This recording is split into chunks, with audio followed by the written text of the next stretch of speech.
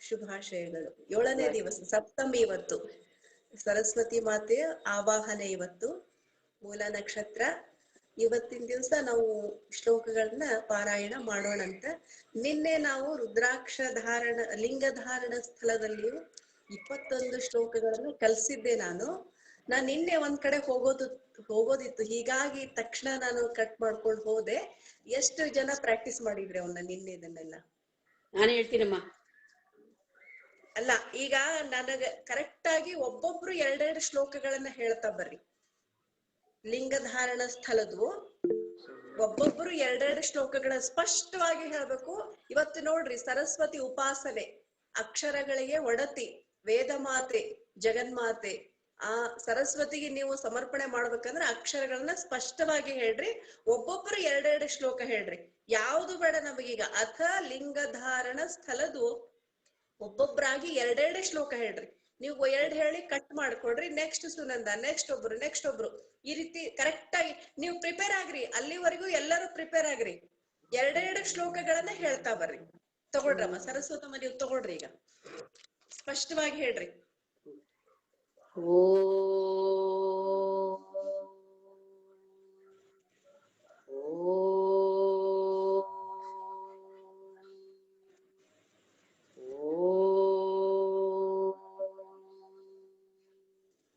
ಅಥ ಲಿಂಗಧಾರಣಸ್ಥಲಂ ಸ್ಫಾಟಿಕಂ ಶೈಲಜಂ ವ್ಯಾವಾಪಿ ಚಂದ್ರಕಾಂತಮಯಂ ಸುವಾ ಬಾಣಂ ವಾ ಸೂರ್ಯಕಾಂತಂ ವಾ ಲಿಂಗಮೇಕಂ ಸಮಾಹರೇತ್ ಸರ್ವಲಕ್ಷಣ ಸಂಪನ್ನೇ ತಸ್ಮಿನ್ ಲಿಂಗೇ ವಿಶೋಧಿತೆ ಪೀಠಸ್ಥೆ ತೇ ಭೀಷಿಕ್ತೆ ಚ ಗಂಧ ಪುಷ್ಪಾದಿ ಪೂಜಿತೆ. ಒಂದ್ ಮನಸ್ಸಿಗೆ ಏನು ಬೇಜಾರಾಗ್ತೈತಂದ್ರೆ, ನೀವೀಗ ಕಲಿತಾ ಇದ್ದು 6 ಪರಿಚ್ಛೇದಗಳನ್ನ ಅಭ್ಯಾಸ ಮಾಡಿರಿ. ಇನ್ನೂವರೆಗೂ ನೀವು ಯಾರು ಅಕ್ಷರಗಳ ಕಡೆಗೆ ಗಮನವನ್ನ ಕೊಡ್ತಾ ಇಲ್ಲ. ಅದು ಮನಸ್ಸಿಗೆ ಬೇಜಾರಾಗ್ತಾ ಐತಿ. ನಾ ರಿಪೀಟ್ ಮಾಡೋದ್ರಿಂದ ನಾ ಏನ್ ಅನ್ಕೋತೀನಿ, ಎಲ್ಲರೂ ದೊಡ್ಡವರದಾರ, ನಾವು ಪದೇ ಅವ್ರಿಗೆ ಹೇಳೋದ್ರಿಂದ ಮನಸ್ಸಿಗೆ ಎಲ್ಲಿ ನೋವು ಆಗ್ತೈತೋ ಏನೋ. ಆಮೇಲೆ ದೊಡ್ಡವ್ರಿಗೆ ನಾ ತಪ್ಪು ಅಂತ ಹೇಳಿದ್ರೆ ಅವ್ರೆಲ್ಲಿ ಮತ್ತೆ ಈ ಇಂಟ್ರೆಸ್ಟ್ ಕಳ್ಕೋತಾರೋ ಏನೋ ಅನ್ನೋ ಉದ್ದೇಶಕ್ಕೆ ನೀವು ಅಕ್ಷರ ಕಡೆ ಗಮನ ಕೊಡ್ರಿ ಅಂತ ಹೇಳ್ತಾ ಬರ್ತಾ ಇದ್ದೀನಿ.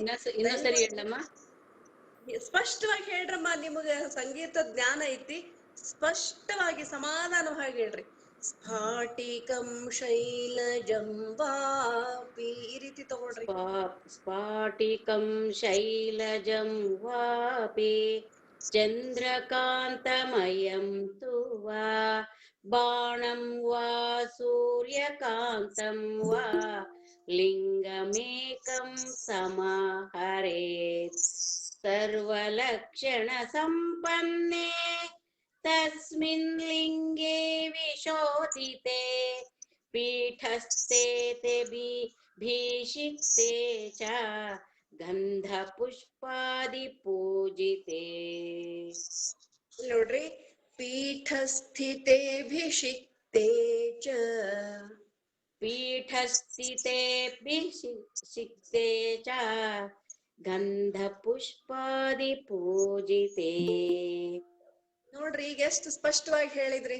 ನೀವು ಅಕ್ಷರಗಳ ಕಡೆಗೆ ಗಮನ ಕೊಟ್ಟಾಗ ಸ್ಪಷ್ಟೀಕರಣನೂ ಆಗ್ತೈತಿ, ಸ್ಪಷ್ಟವಾಗಿನೂ ಬರ್ತದ, ರಾಗನೂ ಸಿಗ್ತದ. ಅಷ್ಟ. ಇದು ದಯಮಾಡಿ ಎಲ್ಲರೂ ಇದನ್ನ ಅನುಕರಣೆ ಮಾಡ್ರಿ. ಅಮ್ಮ ನೀವು ತಗೊಳ್ರಿ. ಈಗ ಸುನಂದಮ್ಮ ನೀವು ತಗೊಳ್ರಿ. ನಮಸ್ತೆ. ಮಂತ್ರಪೂತೆ ಕಲಾಂ ಶೈವೀಂ ಯೋಜಯೇದ್ವಿಧಿನಾ ಗುರುಃ ಶಿಷ್ಯಸ್ಯ ಪ್ರಾಣಮಾದಾಯ ಲಿಂಗೇ ತತ್ರ ನಿದಾಪಯೇತ್ ತಲ್ಲಿಂಗಂ ತಸ್ಯ ತು ಪ್ರಾಣೇ ಸ್ಥಾಪಯೇದೇಕಭಾವತಃ ಏವಂ ಕೃತ್ವಾ ಗುರುರ್ಲಿಂಗಂ ಶಿಷ್ಯಸ್ತೆ ನಿದಾಪಯೇತ್. ಕರೆಕ್ಟ್. ಮುಂದೆ ನೆಕ್ಸ್ಟ್ ಯಾರು ತಕ್ಷಣ ಓಪನ್ ಮಾಡ್ಕೊಳ್ರಿ. ನಮಸ್ತೆ. ಎಲ್ಲರೂ ಹ್ಯಾಂಡ್ ರೈಸ್ ಮಾಡಿದ್ರೆ ಒಬ್ಬೊಬ್ಬರ ಹೆಸರನ್ನು ಕೂಗ್ತೀನಿ ನೋಡಿ. ಎಲ್ಲರೂ ಹ್ಯಾಂಡ್ ರೈಸ್ ಮಾಡಿ ಇಟ್ಕೊಳ್ಳಿ. ಗೀತಾ ಹಲಸೂರು ಹ್ಯಾಂಡ್ ರೈಸ್ ಮಾಡ್ಕೊಂಡಾರೆ. ಬುಕ್ ಬಂದೈತ್ರಿ ನನಗೆ ಇವತ್ತು ಸಿಕ್ಕದ್ರಿ ನನಗೆ. ನೋಡು ನಿಂದೆ ಪೂಜೆ ದಿವಸ ನಿನಗೆ ಬುಕ್ ಸಿಕ್ಕಿದೆ. ಗೀತಾ ನಿನಗ ಗಂಗಾಧರ ಅಣ್ಣವರು ಸರಸ್ವತಿ ಆಹ್ವಾನ ದಿವಸನ ನಿನಗ ಆ ಆಗಮ ಶಾಸ್ತ್ರದ ಗ್ರಂಥ ನಿನ್ ಕೈ ಸಿಕ್ಕತಿ. ಮಾಡಿ ಹೇಳು. ಸಾಯಂಕಾಲ ಬೇಕಾದ್ರೆ. ಆಯ್ತಾಯ್ತು. Thank you sir, thank you. ನಿಮಗೂ ಪ್ರಕಾಶ್ ಅಣ್ಣಾರು ಸೇರಿನ ಥ್ಯಾಂಕ್ಸ್. ಹೇಳಮ್ಮ ಈಗ 2 ಶ್ಲೋಕ ಹೇಳು. ಪ್ರಾಣವದ್ದಾರಣೀಯಂ ಪ್ರಾಣಲಿಂಗಮಿದಂ ತವ ತದಾ ಚಿದ್ವಾಪಿ ನ ವಿಯೋಜಯ ದೇಹತಃ ಯದಿ ಪ್ರಮಾದಾತ್ ಪತಿತೆ ಲಿಂಗೇ ವೇಷಾನ್ಮಹೀತರೆ ಪ್ರಾಣಾನ್ ವಿಮುಂಚ ಸಹಸಾ ಪ್ರಾಪ್ತಯೇ ಮೋಕ್ಷ ಸಂಪದಃ. ಇದು ಲಿಂಗೇ ದೇಹಾನ್ ಮಹೀತಲೆ. ಲಿಂಗೇ ದೇಹಾನ್ ಮಹೀತಲೆ. ಅದು ಲಿಂಗೇ ದೇಹಾನ್ ಮಹೀತಲೆ. ಹಾ. ಯದಿ ಪ್ರಮಾದಾತ್ ಪತಿತೆ ಲಿಂಗೇ ದೇಹಾನ್ ಮಹೀತಲೆ ಪ್ರಾಣಾನ್ ವಿಮುಂಚ ಸಹಸಾ ಪ್ರಾಪ್ತಯೇ ಮೋಕ್ಷ ಸಂಪದಃ. ಕರೆಕ್ಟ್ ಹೇಳಿದ್ರಿ. ಗಂಗಣ್ಣವ್ರ ಕೈ ರೈಸ್ ಮಾಡಿದ್ದಾರೆ. ಹಾ ಹೇಳ್ರಿ ನೀವು ಹೇಳ್ರಿ.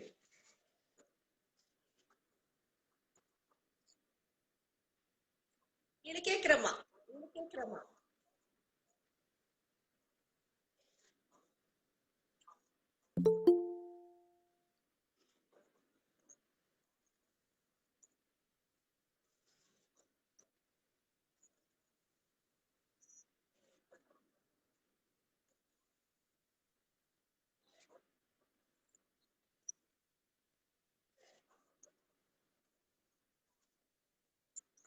ಅಮ್ಮ ಇನ್ನೊಂದ್ಸಲ ಹೇಳ್ಸಿ.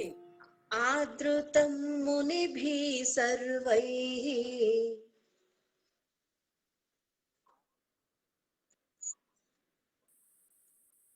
ಆಗಮಾರ್ಥ ವಿಶಾರದೈಃ. ಅಮ್ಮ ಈಗ ಇನ್ನೊಂದ್ಸಲ ಹೇಳ್ಸ್ರಿ. ಮೇಲಿಂದ ಕೆಳಗಿನ ಕ್ರಮ ತಗೊಳ್ಳೋದು ಹೇಳಲಿಲ್ಲ ಅವರು.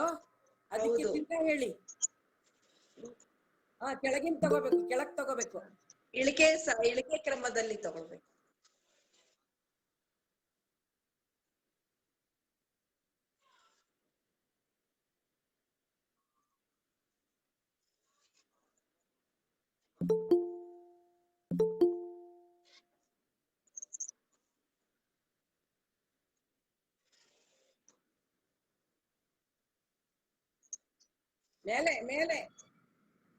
ಮೇಲಕ್ಕೆ ಧಾರಣಂ ಪುಣ್ಯಂ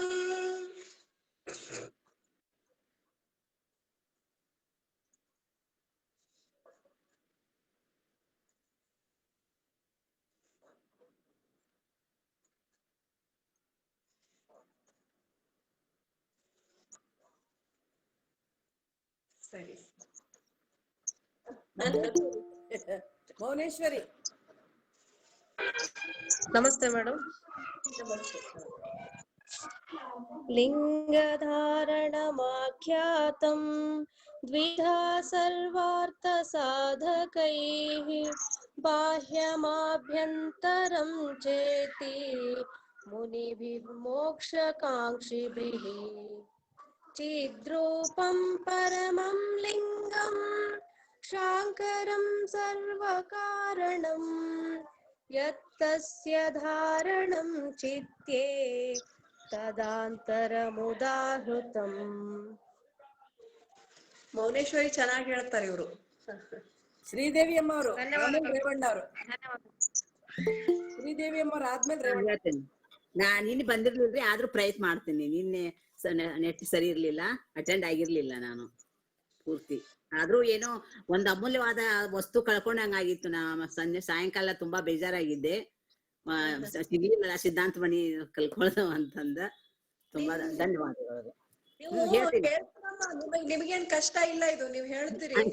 ಹೇಳ್ತೀನಿ ಪ್ರಯತ್ನ ಮಾಡ್ತೀನ್ರಿ ನಾನು. ಮಾಡ್ರಿ. ಚಿದ್ರೂಪಂ ಹಿ ಪರಂ ತತ್ವಂ ಶಿವಾಖ್ಯಂ ವಿಶ್ವಕಾರಣಂ ನಿರಸ್ತ ವಿಶ್ವಕಾಲುಷ್ಯಂ ನಿಷ್ಕಲಂ ನಿರ್ವಿಕಲ್ಪಕಂ ಸತ್ತಾನಂದ ಪರಿಸ್ಫೂರ್ತಿ ಸಮುಲ್ಲಾಸ ಕಲಾಮಯಂ ಅಪ್ರಮೇಯಮನಿರ್ದೇಶಂ ಮುಮುಕ್ಷುಭಿರುಪಾಸಿತಂ ಪರಂ ಬ್ರಹ್ಮ. ಅಮ್ಮ ಒಬ್ಬೊಬ್ಬರಿಗೆ ಎರಡೆರಡು ಕೊಡೋದು. ಧನ್ಯವಾದಗಳು. ನಮಸ್ಕಾರ. ನೆಕ್ಸ್ಟ್ ತಗೊಳ್ಳಿ. ಪರಂ ಬ್ರಹ್ಮ ಮಹಾಲಿಂಗಂ ಪ್ರಪಂಚಾತೀತಮವ್ಯಯಂ ತದೇವ ಸರ್ವಭೂತಾನಾಂ ಅಂತಸ್ಥಾನಗೋಚರಂ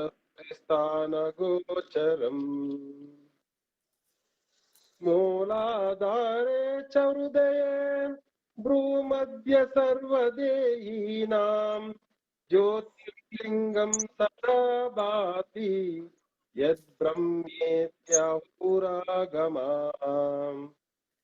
ಕರೆಕ್ಟ್ ಹೇಳಿದ್ರಿ. ಉಮಾದೇವಿ ತಗೋತೀರಾ? ಉಮಾದೇವಿ ಹಾ ಮೇಡಮ್ ತಗೊಳ್ಳಿ. ಮುಂದಿನ ತಗೊಳ್ಳಿ. 36, 37 अपरिचिन्नमव्यक्तं लिङ्गं ब्रह्म सनातनम् उपासनार्थमन्तस्तं परिचिन्नं स्वमायया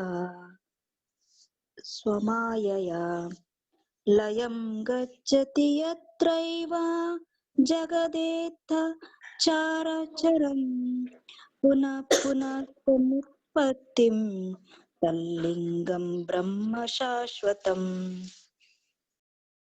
40, 41 ಲೆಫ್ಟ್ ಅಂತೆ ಮ್ಯಾಮ್, ಲೆಫ್ಟ್ ಆಗಿದ್ದಾರೆ. ಚೇಂಜ್ ಆಗ್ತಾ ಇತ್ತು ಒಂಚೂರು. ಕರೆಕ್ಟ್. ಒಂದ್ ಸೆಕೆಂಡ್ ಒಬ್ಬರೇ ಕನಕ ಪ್ರಖ್ಯಂ ಆಧಾರೇ ಕನಕ ಪ್ರಖ್ಯಂ ಹೃದಯೇ ಇಲ್ಲ ಕವಿತಕ್ಕ ಸರಿ ಹೋಗ್ತಿಲ್ಲ. ಒಂದ್ ಸೆಕೆಂಡ್ ಒಬ್ಬರೇ ಯಾವ್ದಾದ್ರು ಹೇಳ್ರಿ, ಆಮೇಲೆ ತಗೋತೀನಿ. ಹಲೋ ಉಮಾರಾಣಿ, ನಾನ್ ಹೇಳ್ತೀನಿ ಮ್ಯಾಮ್. ಉಮಾರಾಣಿ ಹೇಳ್ರಿ. ಓಕೆ.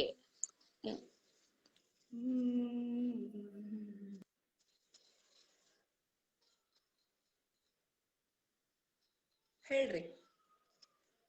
ಆಧಾರೇ ಕನಕ ಪ್ರಖ್ಯಂ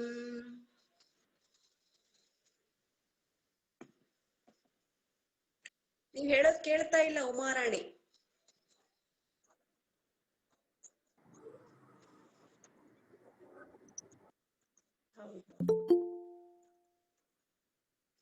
ಅಲ್ಲ ರೇವಣ್ಣರ್ದು ಆಯ್ತು ಗಂಗಣ್ಣರೇ.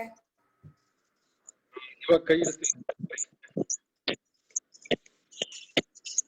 ಹಾಡೋಣ ಮೇಡಮ್, ಕಾಂಚನ. ಹೇಳ್ರಿ. 40, 41 ಹೇಳ್ರಿ. ಆಧಾರೇ ಕನಕ ಪ್ರಖ್ಯಂ ಆಧಾರೇ ಕನಕ ಪ್ರಖ್ಯಂ ಹೃದಯೇ ವಿದ್ರುಮ ಪ್ರಭಂ ಭೂಮಧ್ಯೆ ಸ್ಫಟಿಕಚ್ಛಾಯಂ ಯೋಗಿ ವಿಭಾವಯೇ ನಿರಾಪಾದಿಕಮಾಖ್ಯಾತಂ ಲಿಂಗಸ್ಯಾಂತರಧಾರಣಂ ವಿಶಿಷ್ಟಂ ಕೋಟಿಗುಣಿತಂ ಬಾಹ್ಯಲಿಂಗಸ್ಯ ಧಾರಣಾತ್. ಸರಿ, ನಾವು ನಿನ್ನೆವರೆಗೆ ಇಷ್ಟು ಶ್ಲೋಕಗಳನ್ನ ಅಭ್ಯಾಸ ಮಾಡಿದ್ವಲ್ರಿ ಸುನಂದಮ್ಮ? ಹೇಳ್ರಿ. ಅದೇ ನಿನ್ನೆವರೆಗೂ ನಾವು 41 ಶ್ಲೋಕಗಳನ್ನ ಅಭ್ಯಾಸ ಮಾಡಿದ್ವಿ. ಹೌದು. ಇವು ನಾನು ಡೈರೆಕ್ಟ್ ಆಗಿ ಒಬ್ಬೊಬ್ಬರಿಗೆ ಎರಡೆರಡು ಅಂತ ಹೇಳ್ತಾ ಹೋದೆ.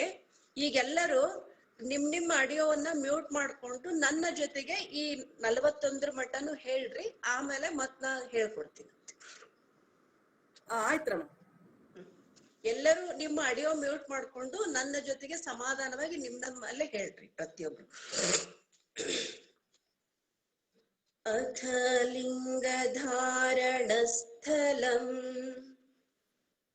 स्फाटिकं शैलजं वापि चन्द्रकान्तमयं तु वा बाणं वा सूर्यकान्तं वा लिङ्गमेकं समाहरेत् सर्वलक्षणसम्पन्ने तस्मिन् लिङ्गे विशोधिते पीठस्थितेऽभिषिक्ते च गन्धपुष्पादिपूजिते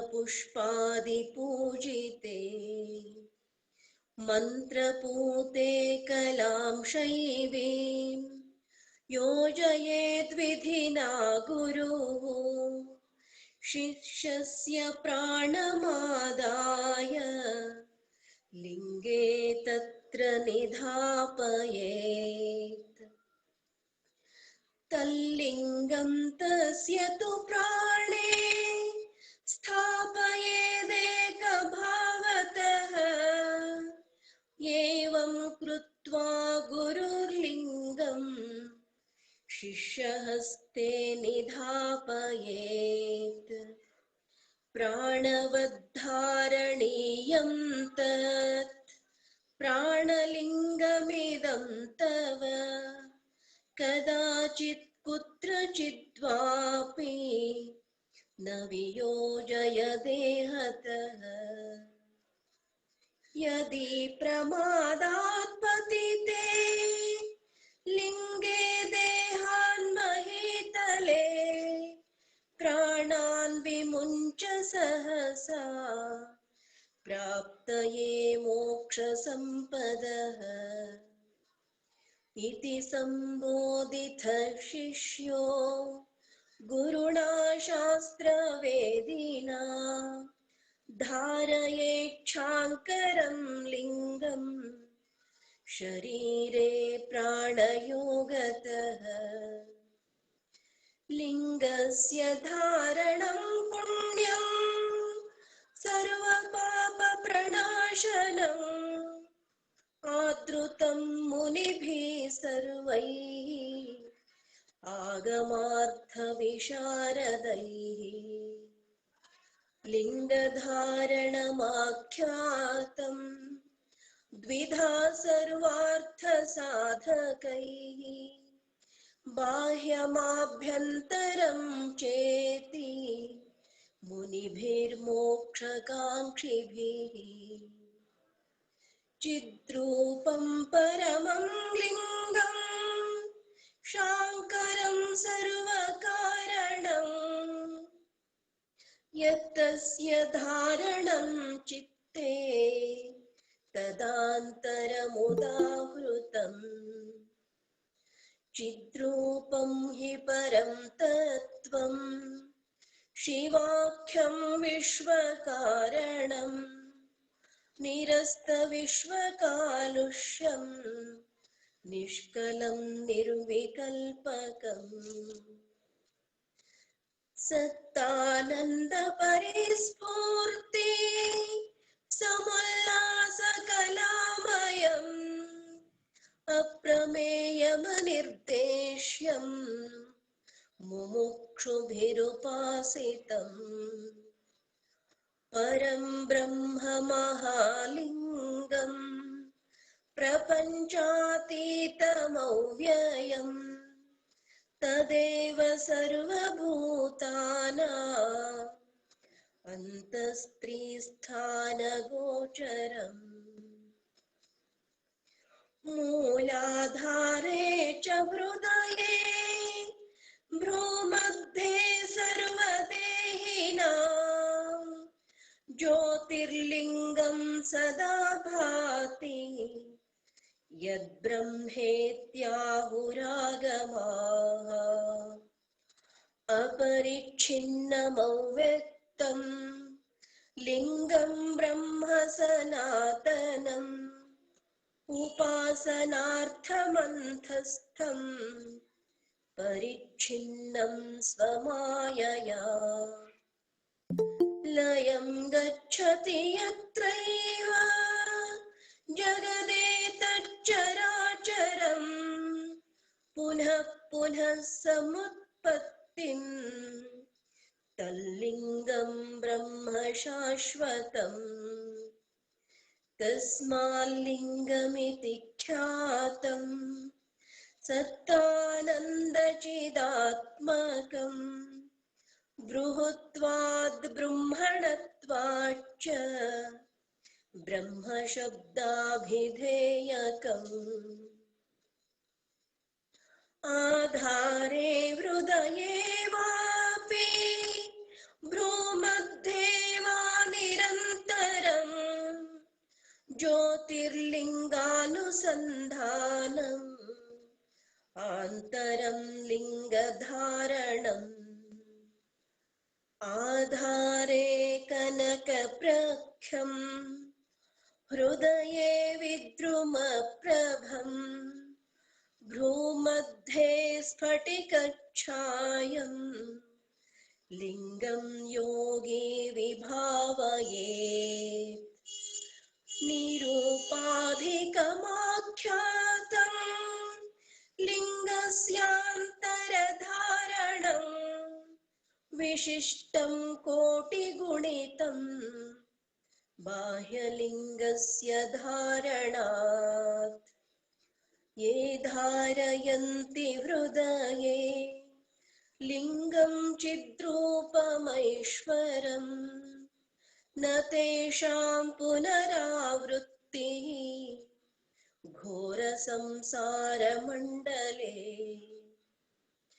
अन्तर्लिङ्गानुसन्धानम् आत्मविद्या परिश्रमः गुरूपासनशक्तिश्च कारणं मोक्षसम्पदा वैराग्यज्ञानयुक्तानां योगिनां स्थिरचेतसाम् अन्तर्लिङ्गानुसन्धाने रुचिर्बाह्ये न जायते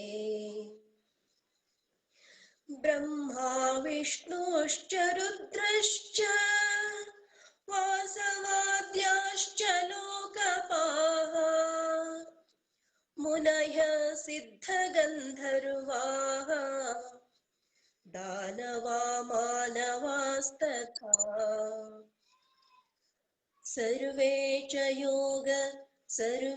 च ज्ञानयोगेन सर्वकारणकारणम् पश्यन्ति हृदये लिङ्गम् परमानन्दलक्षणम् तस्मात् सर्वप्रयत्नेन शाङ्करं लिङ्गमुत्तमम् अन्तर्विभावयेद् विद्वान् अशेषक्लेशमुक्तये अन्तर्धारयितुं लिङ्गम् अशक्तशक्तयेव वा बाह्यं च धारयेल्लिङ्गम् तद्रूपमिति निश्चयात् लिङ्गं तु त्रिविधं प्रोक्तम् स्थूलं सूक्ष्मं परात्परम् इष्टलिङ्गं इदं स्थूलम् यद्बाह्ये धार्यते तनौ प्राणलिङ्गमिदं सूक्ष्मम् यदन्तर्भावनामयम् परात्परं तु यत् प्रोक्तम् तृप्तिलिङ्गं तदुच्यते भावनातीतमव्यक्तम् परब्रह्म शिवाभिधम् इष्टलिङ्गमिदं साक्षात् अनिष्टपरिहारतः धारयेदवधानेन शरीरे सर्वदा बुधः मूर्ध्नि वा कण्ठदेशे वा कक्षे वक्षस्थलेऽपि वा कुक्षौ हस्तस्थले वापि धारयेल्लिङ्गमैश्वरम् नाभेरधस्तालिङ्गस्य धारणं पापकारणम् जटाग्रे त्रिकभागे च मनस्थानेन धारयेत् लिङ्गधारी सदा शुद्धो निजलिङ्गं मनोहरम् अर्चयेद् गन्धपुष्पाद्यैः करपीठे समाहितः बाह्यपीठार्चनादेतत् करपीठार्चनं वरम् सर्वेषां वीरशैवानां मुमुक्षूणां निरन्तरम् ब्रह्म विष्णुवादयो देवा मुनयो गौतमादयः धारयन्ति सदा लिङ्गम् उत्तमाङ्गे विशेषतः लक्ष्म्यादिशक्तयः सर्वाः शिवभक्तिविभाविताः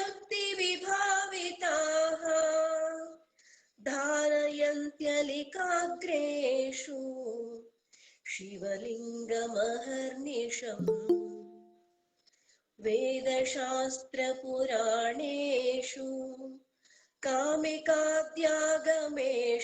च लिङ्गधारणमाख्यातम् वीरशैवस्य निश्चयात् ऋगित्याह पवित्रं ते विततं ब्रह्मणस्पते तस्मात् पवित्रं तल्लिङ्गम् धार्यं शैवमनामयम् ब्रह्मेति लिङ्गमाख्यातम् ब्रह्मणः पतिरीश्वरः पवित्रं तद्धि विख्यातम् तत्सम्पर्कात् तनुः शुचिः अतप्ततनुरज्ञो वै आमसंस्कारवर्जितः दीक्षया रहितः साक्षात् नाप्नुयाल्लिङ्गमुत्तमम् अघोरापापकाशीति याते रुद्रशिवा तनुः यजुषा गीयते यस्मात् तस्माच्छैवोघवर्जितः यो लिङ्गधारी नियतान्तरात्मा नित्यं शिवाराधनबद्धचित्तः स धारयेत् सर्वमलापहत्यै भस्मामलं चारु यथा प्रयोगम् इति लिङ्गधारणस्थलं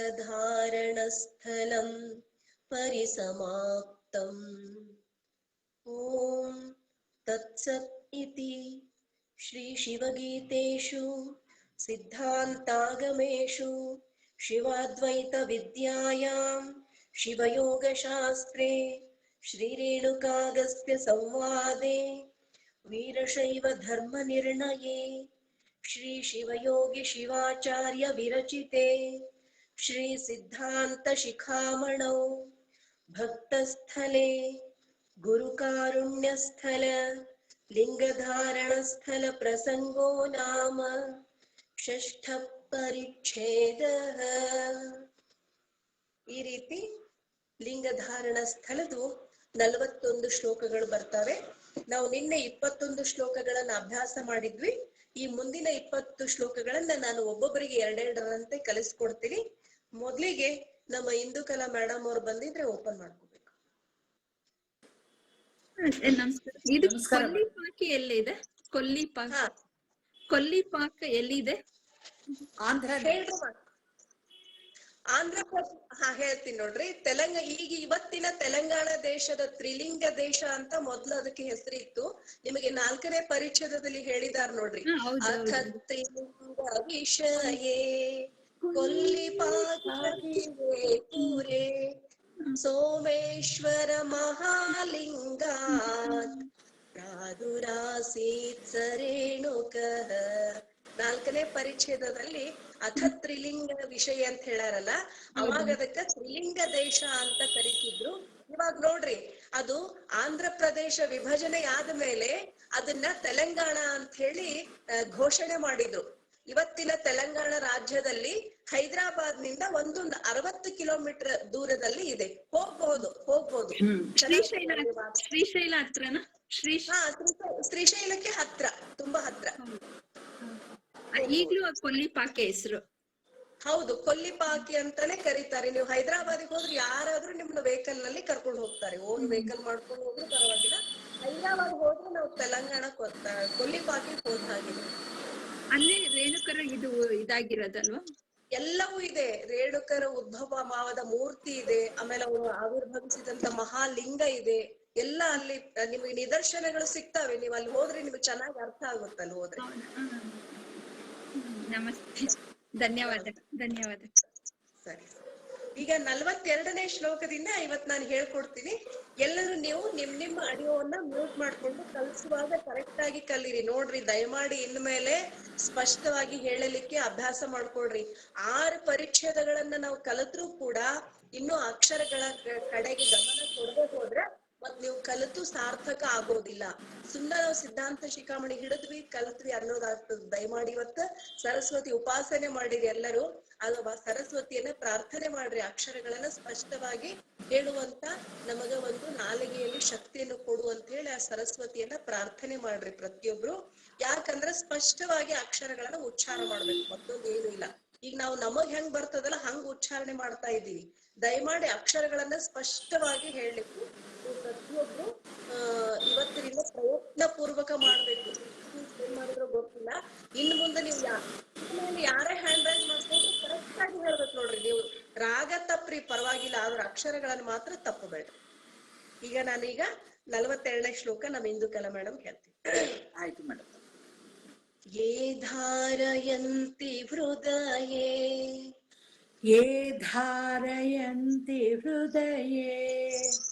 ಲಿಂಗಂ ಚಿದ್ರೂಪಮೈಶ್ವರಂ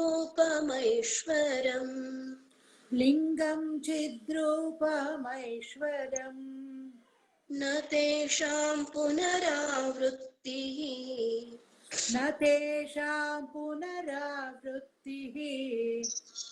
ಘೋರ ಸಂಸಾರ ಮಂಡಲೆ ಯೇ ಧಾರಯಂತಿ ಹೃದಯೇ ಲಿಂಗಂ ಚಿದ್ರೂಪಮೈಶ್ವರಂ ನ ತೇಷಾಂ ಪುನರಾವೃತ್ತಿಃ ಘೋರ ಸಂಸಾರ ಮಂಡಲೆ.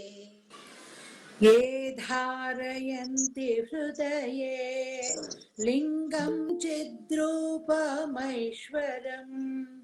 न तेषां पुनरावृत्तिः घोरसंसारमण्डले.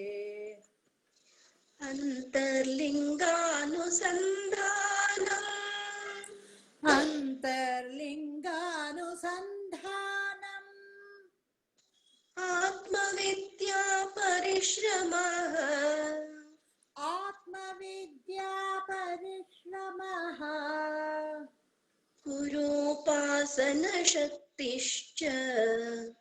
गुरूपासनशक्तिश्च कारणं मोक्षसम्पदाम्.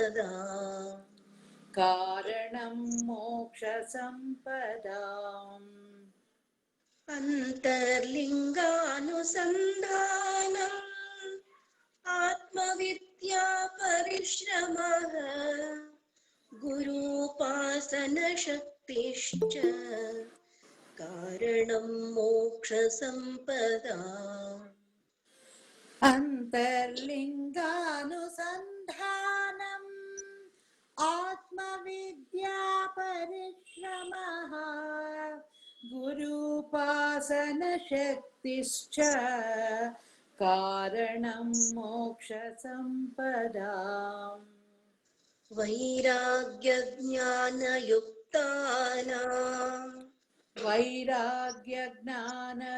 वैराग्यज्ञानयुक्तानां योगिनां स्थिरचेतसाम् योगिनां स्थिरचेतसाम् अन्तर्लिङ्गानुसन्धाने अन्तर्लिङ्गानुसन्धाने रुचिर्बाह्येन जायते रुचिर्बाह्येन जायते वैराग्यज्ञानयुक्तानां योगिनां स्थिरचेतसाम् अन्तर्लिङ्गानुसन्धाने रुचिर्बाह्येन जायते वैराग्यज्ञानयुक्तानां योगिनां स्थिरचेतसाम्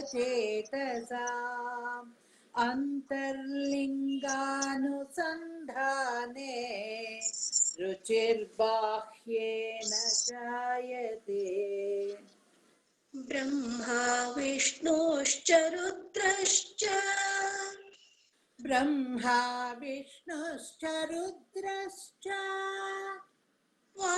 वासवाद्याश्च लोकपाः वासवाद्याश्च लोकपाः मुनयः सिद्धगन्धर्वाः मुनयः सिद्धगन्धर्वाः दानवा मानवास्तथा दानवा मानवास्तथा ಇವು ನಾಲ್ಕು ಸೇರಿ ಹೇಳ್ರಿ ಮೇಡಮ್. ये धारयन्ति हृदये लिङ्गं चिद्रूपमैश्वरम् न तेषां पुनरावृत्तिः घोरसंसारमण्डले अन्तर्लिङ्गानुसन्धानम् आत्मविद्या परिश्रमः गुरूपासनशक्तिश्च कारणं मोक्षसम्पदाम्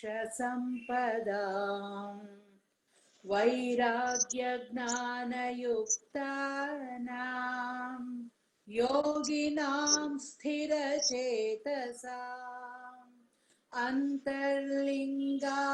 अन्तर्लिङ्गानुसन्धाने रुचिर्बाह्येन जायते ब्रह्मा विष्णुश्च रुद्रश्च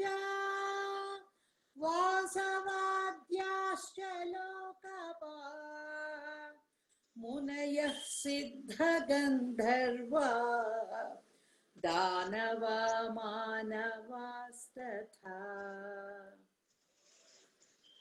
ನಮಸ್ತೆ ಮೇಡಮ್. ನಮಸ್ತೆ. ಸುನಂದ ಅವ್ರು ಓಪನ್ ಮಾಡ್ಕೊಳ್ರಿ. ತಗೊಂಡ್ರಮ್ಮ.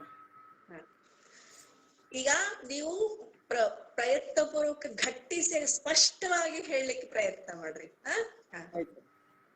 ಸರ್ವೇ ಚ ಜ್ಞಾನ ಯೋಗೇನ ಸರ್ವೇ ಚ ಜ್ಞಾನ ಯೋಗೇನ ಸರ್ವ ಕಾರಣ ಕಾರಣಂ ಸರ್ವ ಕಾರಣ ಕಾರಣಂ ಪಶ್ಯಂತಿ ಹೃದಯೇ ಲಿಂಗಂ ಪಶ್ಯಂತಿ ಹೃದಯೇ ಲಿಂಗಂ ಪರಮಾನಂದ ಲಕ್ಷಣಂ ಪರಮಾನಂದ ಲಕ್ಷಣಂ ಸರ್ವೇ ಚ ಜ್ಞಾನ ಯೋಗೇನ ಸರ್ವ ಕಾರಣ ಕಾರಣಂ ಪಶ್ಯಂತಿ ಹೃದಯೇ ಲಿಂಗಂ ಪರಮಾನಂದ ಲಕ್ಷಣಂ सर्वे च ज्ञानयोगेन सर्वकारणकारणं पश्यन्ति हृदये लिङ्गम् परमानन्दलक्षणम् तस्मात् सर्वप्रयत्नेन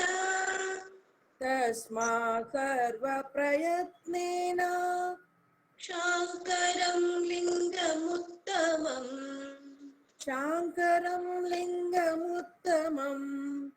अन्तर्विभावयेद्विद्वान्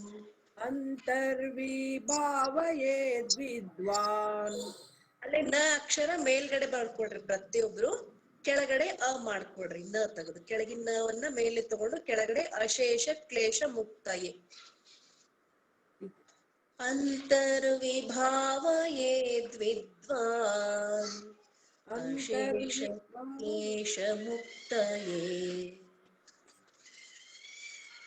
अशेष क्लेश मुक्तये तस्मात् सर्वप्रयत्नेन शाङ्करं लिङ्गमुत्तमम् अन्तर्विभावयेद्विद्वान् अशेष क्लेशमुक्तये.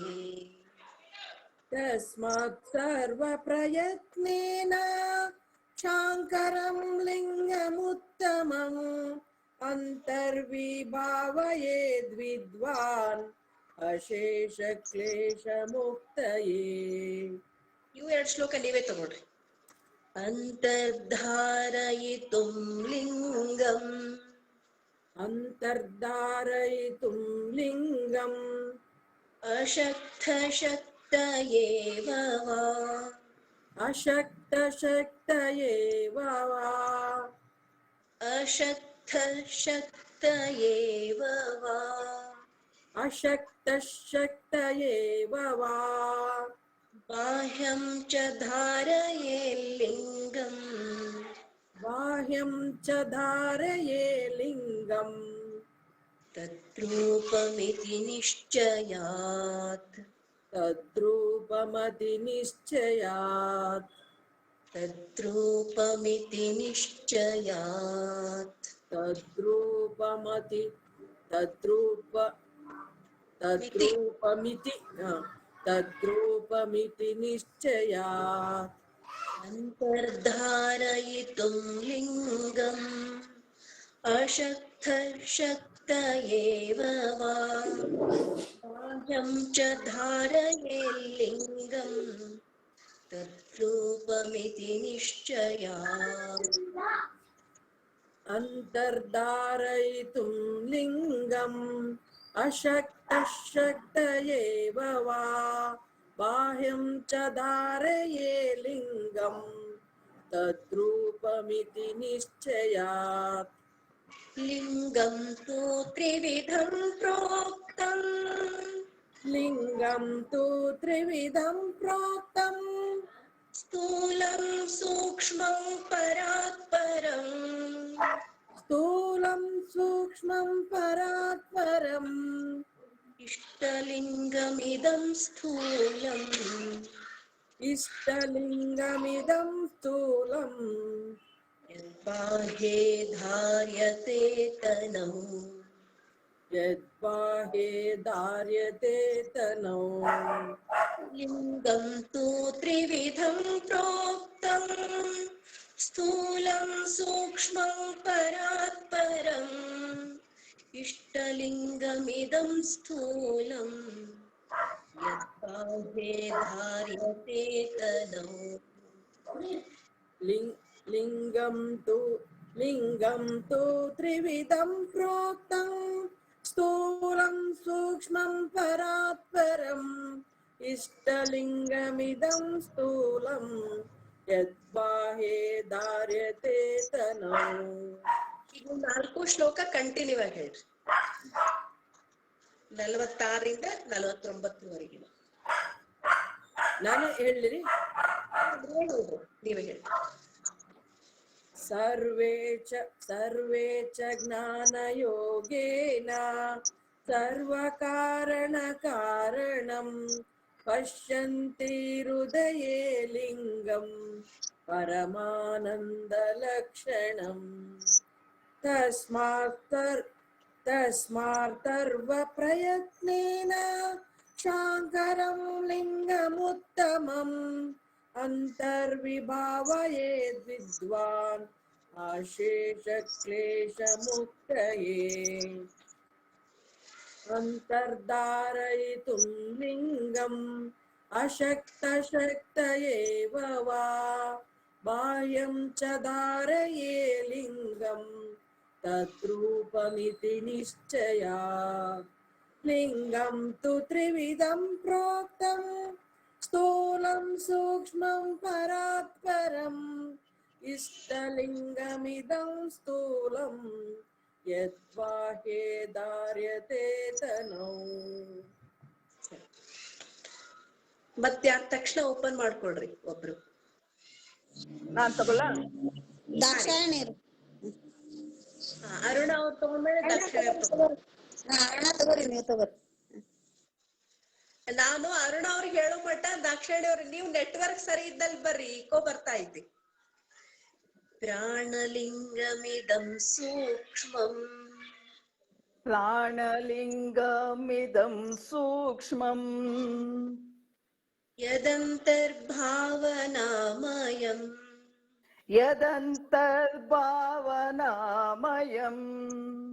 ಪರಾತ್ ಪರಂ ತು ಯತ್ ಪ್ರೋಕ್ತಂ ಪರಾತ್ ಪರಂ ತು ಯತ್ ಪ್ರೋಕ್ತಂ ತೃಪ್ತಿಲಿಂಗಂ ತದುಚ್ಯತೆ ತೃಪ್ತಿಲಿಂಗಂ ತದುಚ್ಯತೆ ಪ್ರಾಣಲಿಂಗಮಿದಂ ಸೂಕ್ಷ್ಮಂ ಯದಂತರ್ಭಾವನಾಮಯಂ ಪರಾತ್ ಪರಂ ತು ಯತ್ ಪ್ರೋಕ್ತಂ ತೃಪ್ತಿಲಿಂಗಂ ತದುಚ್ಯತೆ. ಪ್ರಾಣಲಿಂಗಂ ಇದಂ ಸೂಕ್ಷ್ಮಂ ಯದಂತರ್ಭಾವನಾಮಯಂ ಪರಾತ್ ಪರಂ ತು ಯತ್ ಪ್ರೋಕ್ತಂ ತೃಪ್ತಿಲಿಂಗಂ ತದುಚ್ಯತೆ. ಭಾವನಾತೀತಮವ್ಯಕ್ತಂ ಭಾವನಾತೀತಮವ್ಯಕ್ತಂ ಪರಬ್ರಹ್ಮ ಶಿವಾಭಿಧಂ ಪರಬ್ರಹ್ಮ ಶಿವಾಭಿಧಂ ಇಷ್ಟಲಿಂಗಮಿದಂ ಸಾಕ್ಷಾತ್ ಇಷ್ಟಲಿಂಗಮಿದಂ ಸಾಕ್ಷಾತ್ ಅನಿಷ್ಟ ಪರಿಹಾರತಃ ಅನಿಷ್ಟ ಪರಿಹಾರತಃ ಧಾರಯೇದವಧಾನೇನ ಧಾರಯೇದವಧಾನೇನ ಶರೀರೆ ಸರ್ವದಾ ಬುಧಃ ಶರೀರೆ ಸರ್ವದಾ ಬುಧಃ ಭಾವನಾತೀತಮವ್ಯಕ್ತಂ ಪರಬ್ರಹ್ಮ ಶಿವಾಭಿಧಂ ಇಷ್ಟಲಿಂಗಮಿದಂ ಸಾಕ್ಷಾತ್ ಅನಿಷ್ಟ ಪರಿಹಾರತಃ ಧಾರಯೇದವಧಾನೇನ ಶರೀರೆ ಸರ್ವದಾ ಬುಧಃ ಭಾವನಾತೀತಮವ್ಯಕ್ತಂ ಪರಬ್ರಹ್ಮ ಶಿವಾಭಿಧಂ ಇಷ್ಟಲಿಂಗಮಿದಂ ಸಾಕ್ಷಾತ್ ಅನಿಷ್ಟ ಪರಿಹಾರತಃ ಧಾರಯೇದವಧಾನೇನ ಶರೀರೆ ಸರ್ವದಾ ಬುಧಃ. ಎರಡು ಸೇರಿ ಹೇಳಿ ಪ್ರಯತ್ನ ಮಾಡ್ರಿ. ಪ್ರಾಣಲಿಂಗಂ ಇದಂ ಸೂಕ್ಷ್ಮಂ ಯದಂತರಭಾವನಾಮಯಂ ಪರಾತ್ ಪರಂ ತು ಯತ್ ಪ್ರೋಕ್ತಂ ತೃಪ್ತಿಲಿಂಗಂ ತದುಚ್ಯತೆ. ಭಾವನಾತೀತಮವ್ಯಕ್ತಂ परब्रह्म शिवाभिधम् इष्टलिङ्गमिदं साक्षात् अनिष्टपरिहारतः धारयेदवधानेन शरीरे सर्वदा बुधः. ನಮಸ್ಕಾರ. ನಮಸ್ತೆ. ಹಾ, ದಾಕ್ಷಾಯಣ ಓಪನ್ ಮಾಡ್ಕೊಡ್ರಿ. ಹಾ ತಗೊಂತೇನ್ರಿ. ಮೂರ್ಧ್ನಿವಾ ಕಂಠದೇಶೇ ವಾ ಮೂರ್ಧ್ನಿಗವಾ ಕಂಠದೇಶೇ ವಾ ಕಕ್ಷೇ ವಕ್ಷಸ್ಥಲೇಪಿ ವಾ ಕಕ್ಷೇ ವಕ್ಷಸ್ಥಲೇಪಿ ವಾ ಕಕ್ಷೇ ವಕ್ಷಸ್ಥಲೇಪಿ ವಾ ಕಕ್ಷೇ ವಕ್ಷಸ್ಥಲೇಪಿ ವಾ ಕುಕ್ಷೌ ಹಸ್ತಸ್ಥಲೇ ವಾಪಿ ಕುಕ್ಷೌ ಹಸ್ತಸ್ಥಲೇ ವಾಪಿ ಧಾರಯೇ ಲಿಂಗಮೈಶ್ವರಂ ಧಾರಯೇ ಲಿಂಗಮೈಶ್ವರಂ ಮೂರ್ಧ್ನಿ ವಾ ಕಂಠದೇಶೇ ವಾ ಕಕ್ಷೇ ವಕ್ಷಸ್ಥಲೇಪಿ ವಾ ಕುಕ್ಷೌ ಹಸ್ತಸ್ಥಲೇ ವಾಪಿ ಧಾರಯೇ ಲಿಂಗಮೈಶ್ವರಂ. ಹೇಳಿರಿ.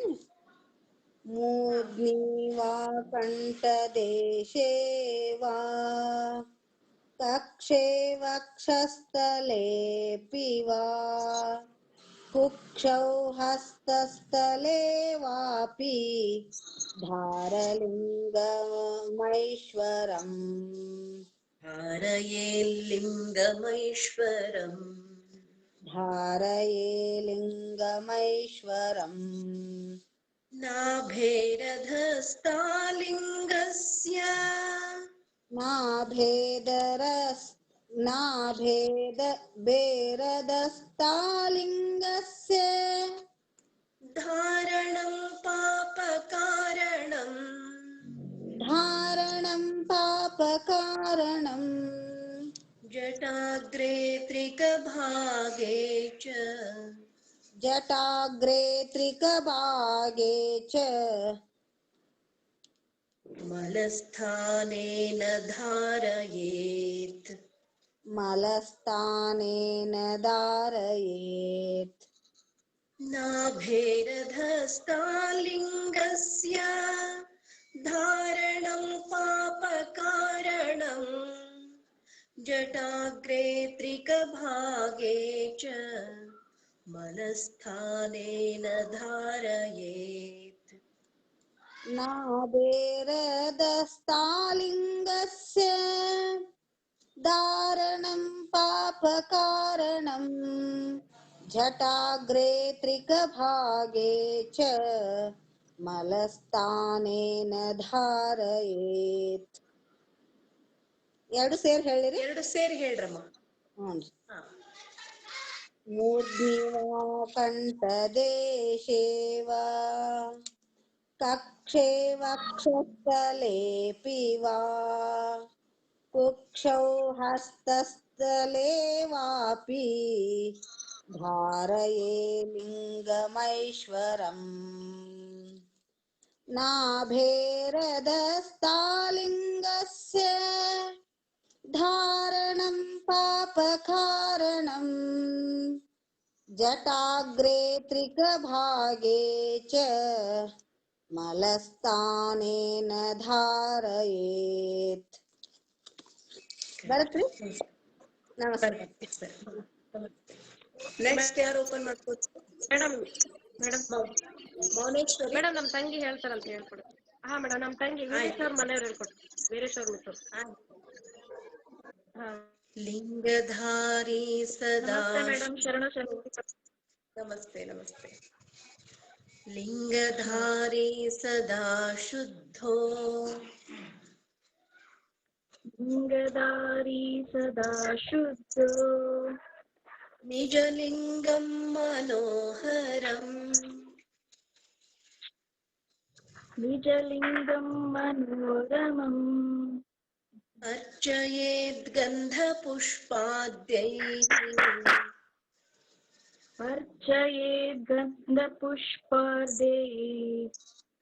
करपीठे समाहितः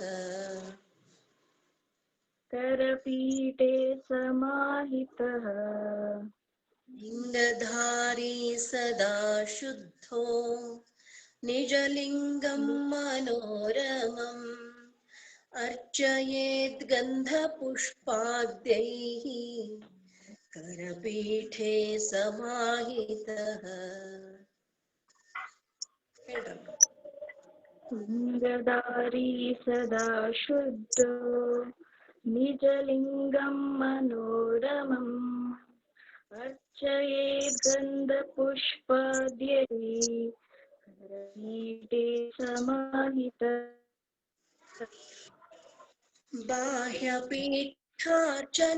बाह्यपीठार्चनादेतत्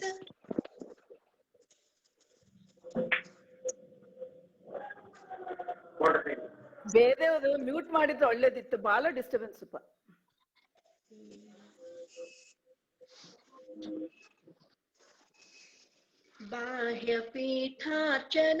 बाह्यपीठार्चनादेतत् बाह्यपीठार्चनादेतत् करपीठार्चनं वरम् करपीठार्चनं वरम् सर्वेषां वीरशैवानां सर्वेषां वीरशैवानां मुमुक्षूणां निरन्तरम्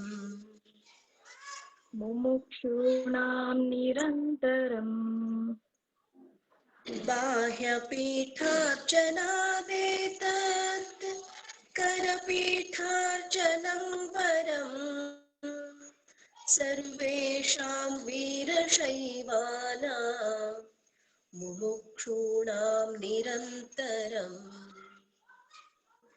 बाह्यपीठार्चनादेतत् करपीठार्चनं वरम् सर्वेषां वीरशैवानां मुमुक्षूणां निरन्तरम्. ಎರಡು ಸೇರಿ ಹೇಳಲಿಕ್ಕೆ ಪ್ರಯತ್ನ ಮಾಡ್ರಿ. ಹಾ ಸರಿ ಮೇಡಮ್. लिङ्गधारी सदा शुद्धो निजलिङ्गं मनोरमम् अर्चयेद् गन्धपुष्पाद्यैः करपीठे समाहितः बाह्यपीठार्चनादेतत् करपीठार्चनं वरम् सर्वेषां वीरशैवानां मुमुक्षूणां निरन्तरम्. ಸರಿ, ನಮಸ್ತೆ. ನೆಕ್ಸ್ಟ್ ಯಾರು ಓಪನ್ ಮಾಡ್ಕೊತೀರಿ? ಹೇಳ್ರಿ. ಹಾ, ಶ್ರೀದೇವಿ ಅವರಾ?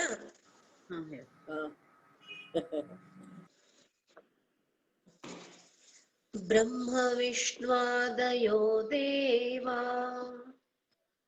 ಬ್ರಹ್ಮ ವಿಷ್ಣಾದಯೋ ದೇವಾಃ ಮುನಯೋ ಗೌತಮಾದಯಃ ಮುನಯೋ ಗೌತಮಾದಯಃ ಧಾರಯಂತಿ ಸದಾ ಲಿಂಗಂ ಧಾರಯಂತಿ ಸದಾ ಲಿಂಗಂ ಉತ್ತಮಾಂಗೇ ವಿಶೇಷತಃ ಉತ್ತಮಾಂಗೇ ವಿಶೇಷತಃ ಬ್ರಹ್ಮ ವಿಷ್ಣಾದಯೋ ದೇವಾ ಮುನಯೋ ಗೌತಮಾದಯಃ ಧಾರಯಂತಿ ಸದಾ ಲಿಂಗಂ ಉತ್ತಮಾಂಗೇ ವಿಶೇಷತಃ ಬ್ರಹ್ಮ ವಿಷ್ಣಾದಯೋ ದೇವಾಃ ಮುನಯೋ ಗೌತಮಾದಯಃ ಧಾರಯಂತಿ ಸದಾ ಲಿಂಗಂ ಉತ್ತಮಾಂಗೇ विशेषतः लक्ष्म्यादिशक्तयः सर्वाः लक्ष्यादिशक्तय सर्वाः ಇನ್ನೊಂದ್ಸಲ ಹೇಳಿ. ಲಕ್ಷ್ಮ್ಯಾದಿ ಅಲ್ಲ, ಲಕ್ಷ್ಮ್ಯಾದಿಶಕ್ತಯः ಸರ್ವಾः. ಲಕ್ಷ್ಮಾದಿಶಕ್ತಯ ಸರ್ವಾः ಶಿವಭಕ್ತಿ ವಿಭಾವಿತಾಃ ಶಿವಭಕ್ತಿ ವಿಭಾವಿತಾಃ धारयन्त्यलिकाग्रेषु धारयन्त्य लिकाग्रेषु शिवलिङ्गमहर्निशम् शिवलिङ्गमहर्निशम् लक्ष्म्यादिशक्तयः सर्वाः शिवभक्तिविभाविताः धारयन्त्यलिकाग्रेषु शिवलिङ्गमहर्निशम् लक्ष्मादिशक्तय सर्वाः शिवभक्तिविभावितः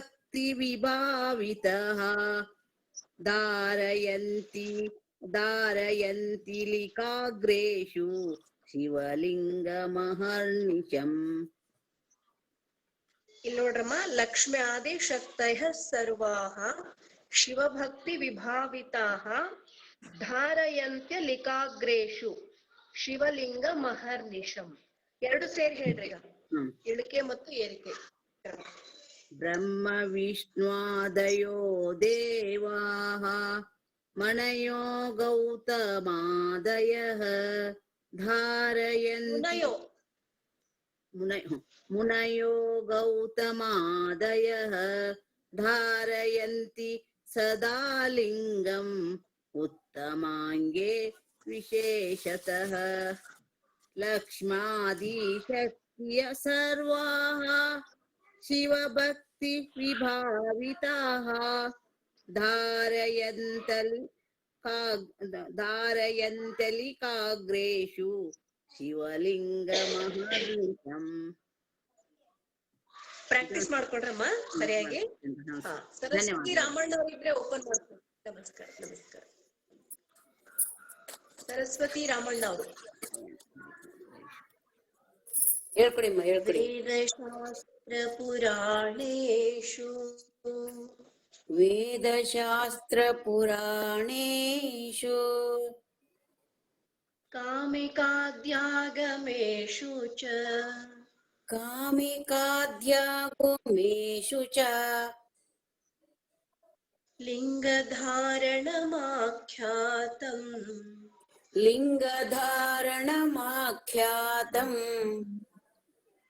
ವೀರಶೈವಸ್ಯ ನಿಶ್ಚಯಾತ್ ವೀರಶೈವಸ್ಯ ನಿಶ್ಚಯಾತ್ ವೇದಶಾಸ್ತ್ರ ಪುರಾಣೇಷು ಕಾಮಿಕಾದ್ಯಾಗಮೇಷು ಚ ಲಿಂಗಧಾರಣಮಾಖ್ಯಾತಂ ವೀರಶೈವಸ್ಯ ನಿಶ್ಚಯಾತ್. ವೇದಶಾಸ್ತ್ರ ಪುರಾಣೇಷು ಕಾಮಿಕಾದ್ಯಾಗಮೇಷು ಚ ಲಿಂಗಧಾರಣಮಾಖ್ಯಾತಂ ವೀರಶೈವಸ್ಯ ನಿಶ್ಚಯಾತ್.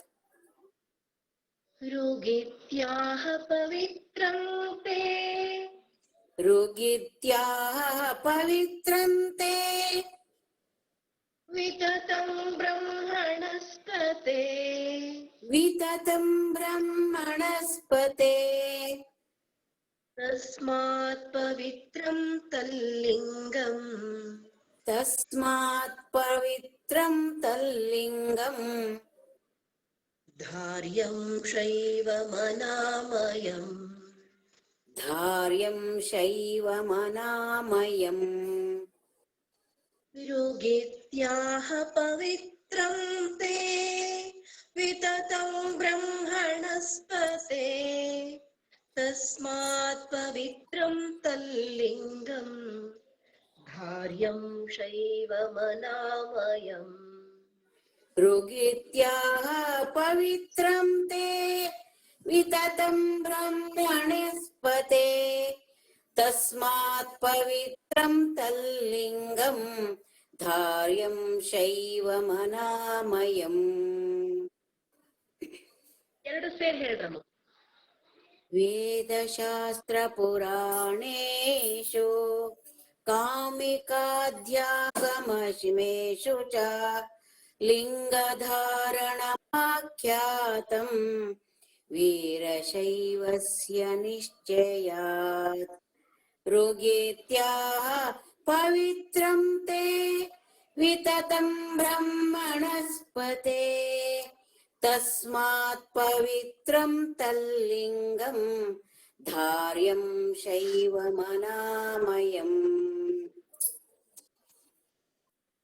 ಸರಿ, ನಮಸ್ತೆ. ನೆಕ್ಸ್ಟ್ ಯಾರು ಓಪನ್ ಮಾಡ್ಕೋತೀರಿ? ಉಮಾಶಂಕರ್. ಹಾ, ನಮಸ್ಕಾರ. ಬ್ರಹ್ಮೇತಿ ಲಿಂಗಮಾಖ್ಯಾತಂ ಬ್ರಹ್ಮೇತಿ ಲಿಂಗಮಾಖ್ಯಾತಂ ಬ್ರಹ್ಮಣಃ ಪತಿರೀಶ್ವರಃ ಬ್ರಹ್ಮಣಃ ಪತಿರೀಶ್ವರಃ ಪವಿತ್ರಂ ತದ್ಧಿ ವಿಖ್ಯಾತಂ ಪವಿತ್ರಂ ತದ್ದಿ ವಿಖ್ಯಾತಂ ತತ್ಸಂಪರ್ಕಾತ್ ತನುಃ ಶುಚಿಃ ತತ್ಸಂಪರ್ಕಾತ್ ತನುಃ ಶುಚಿಃ ಬ್ರಹ್ಮೇತಿ ಲಿಂಗಮಾಖ್ಯಾತಂ ಬ್ರಹ್ಮಣಃ ಪತಿರೀಶ್ವರಃ ಪವಿತ್ರಂ ತದ್ಧಿ ವಿಖ್ಯಾತಂ ತತ್ಸಂಪರ್ಕಾತ್ ತನುಃ ಶುಚಿಃ ಬ್ರಹ್ಮೇತಿ ಲಿಂಗಮಾಖ್ಯಾತಂ ಬ್ರಹ್ಮಣಃ ಪತಿರೀಶ್ವರಃ ಪವಿತ್ರಂ ತದ್ದಿ ವಿಖ್ಯಾತಂ ತತ್ಸಂಪರ್ಕಾತ್ ತನುಃ ಶುಚಿಃ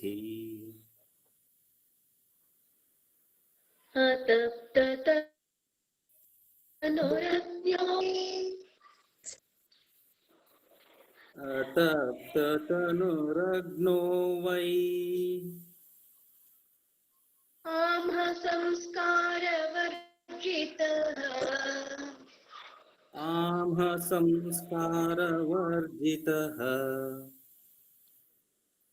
ದೀಕ್ಷಯಾ ರಹಿತಃ ಸಾಕ್ಷಾತ್ ದೀಕ್ಷಯಾ ರಹಿತಃ ಸಾಕ್ಷಾತ್ ನಾಪ್ನುಯಾಲ್ಲಿಂಗಮುತ್ತಮಂ ನಾಪ್ನುಯಾಲಿಂಗಮುತ್ತಮಂ ಅತಪ್ತತನುರಜ್ಞೋ ವೈ ಆಮ್ಹ ಸಂಸ್ಕಾರವರ್ಜಿತಃ ದೀಕ್ಷಯಾ ರಹಿತಃ ಸಾಕ್ಷಾತ್ ನಾಪ್ನುಯಾಲ್ಲಿಂಗಮುತ್ತಮಂ ಆತಪ್ತನುರಗ್ನೋ ವೈಃ ಅತಪ್ತತನುರಜ್ಞೋ ವೈ ಆತಪ್ತನುರಗ್ನೋ ವೈ ಆಮ್ಹ ಸಂಸ್ಕಾರವರ್ಜಿತಃ ದೀಕ್ಷಯಾ ರಹಿತಃ ಸಾಕ್ಷಾತ್ ನಾಮ್ನಯಾ ಲಿಂಗಮುತ್ತಮಂ ನಾಪ್ನುಯಾಲ್ಲಿಂಗಮುತ್ತಮಂ. ಓಕೆ, ನಾಪ್ನಯಾ ಲಿಂಗಮುತ್ತಮಂ. ಎರಡು ಸೇರಿ ಹೇಳ್ರಿ. ಆಯ್ತು. ಬ್ರಹ್ಮೇತಿ ಲಿಂಗಮಾಖ್ಯಾತಂ ಬ್ರಹ್ಮಣಃ ಪತಿರೀಶ್ವರಃ ಪವಿತ್ರಂ ತದ್ದಿ ವಿಖ್ಯಾತಂ ತತ್ಸಂಪರ್ಕಾತ್ ತನುಃ ಶುಚಿಃ. आतप्ततनुरग्नो वै आम्हः संस्कारवर्जितः दीक्षया रहितः साक्षात् नाप्नया लिङ्गमुत्तमम्. ಆಯ್ತು, ನಮಸ್ಕಾರ. ನೆಕ್ಸ್ಟ್ ಕೊನೆ ಶ್ಲೋಕ ಯಾರು ತಗೋತೀರಿ? ನಾನು ತಗೋತೀನಿ. ಮೇಡಮ್ ನಾನ್ ತಗೊಳ್ಳ? ಹಾ, ಅವ್ರು ರೇವಣ ಸಿದ್ಧ ಅಣ್ಣವ್ರು ಹೇಳ್ತೀನಿ, ಆಮೇಲೆ ಪ್ರಾಕ್ಟೀಸ್ ಮಾಡಿರೋದು. ಅಘೋರಾ ಪಾಪಕಾಶೀತಿ ಅಘೋರಾ ಪಾಪಕಾಶೀತಿ ಯಾತೆ ರುದ್ರ ಶಿವಾ ತನೂಃ ಯಾತೆ ರುದ್ರ ಶಿವಾ ತನುಃ ಯಜುಷಾ ಗೀಯತೆ ಯಸ್ಮಾತ್ ಯಜುಷಾ ಗೀಯತೆ ಯಸ್ಮಾತ್ ತಸ್ಮಾಚ್ಚೈವೋಘವರ್ಜಿತಃ ತಸ್ಮಾಚ್ಚೈವೋ ಗವರ್ಜಿತಃ ಅಘೋರಾ ಪಾಪಕಾಶೀತಿ ಯಾತೆ ರುದ್ರ ಶಿವಾ ತನೂಃ ಯಜುಷಾ ಗೀಯತೆ ಯಸ್ಮಾತ್ ತಸ್ಮಾಚ್ಚೈವೋಘವರ್ಜಿತಃ. ಅಘೋರಾ ಪಾಪಕಾಶೀತಿ ಯಾತೆ ರುದ್ರ ಶಿವಾ ತನುಃ ಯಜುಷಾ ಗೀಯತೆ ಯಸ್ಮಾತ್ ತಸ್ಮಾಚ್ಚೈವೋ ಗವರ್ಜಿತಃ. ತಸ್ಮಾಚ್ಚೈವೋಘವರ್ಜಿತಃ ತಸ್ಮಾಚ್ಚೈವೋ ಗವರ್ಜಿತಃ. ಯೋ ಲಿಂಗಧಾರಿ ನಿಯತಾಂತರಾತ್ಮಾ ಯೋ ಲಿಂಗಧಾರಿ ನಿಯತಾಂತರಾತ್ಮಾ ನಿತ್ಯಂ ಶಿವಾರಾಧನಬದ್ಧ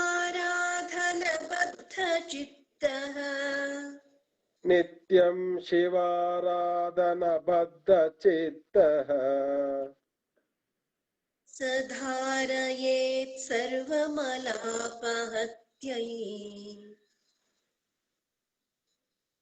ಸದಾರಯೇತ್ ಸರ್ವಮಲಾಪಹತ್ಯೈ ಭಸ್ಮಾಮಲಂ ಚಾರು ಯಥಾ ಪ್ರಯೋಗಂ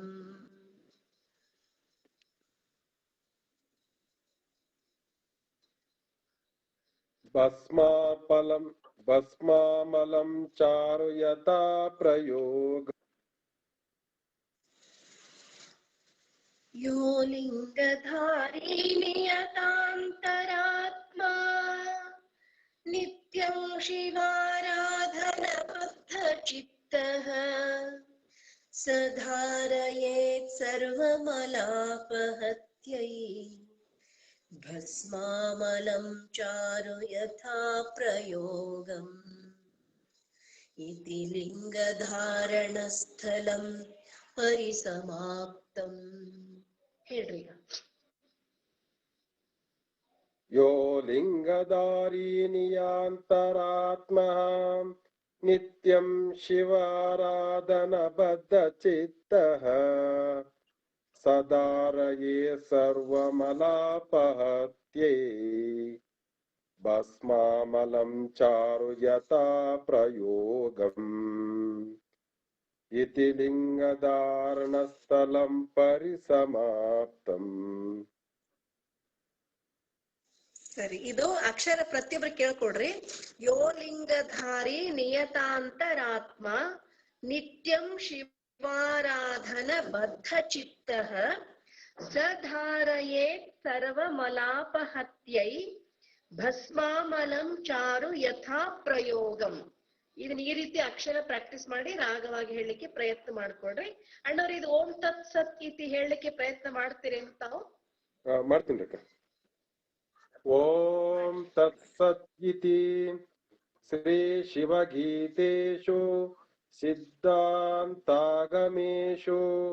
शिवाद्वैतविद्यायां शिवयोगशास्त्रे श्रीरेणुकागस्त्यसंवादे वीरशैवधर्मनिर्णये श्री शिवयोगी शिवाचार्य विरचिते श्री सिद्धांत शिखामणौ भक्तस्थले गुरु कारुण्यस्थल लिंगधारण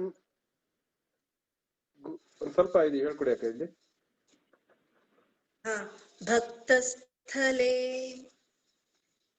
ಭಕ್ತಸ್ಥಲೆ ಗುರು ಕಾರುಣ್ಯಸ್ಥಲ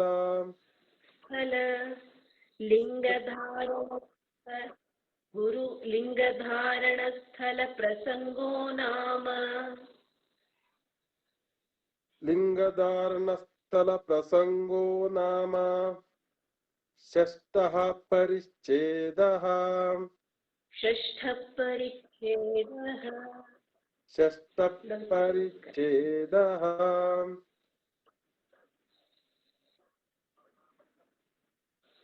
ಧನ್ಯವಾದಗಳು ಅಕ್ಕ. ನಮಸ್ಕಾರ. ನಮಸ್ಕಾರ ಅಣ್ಣಾರ.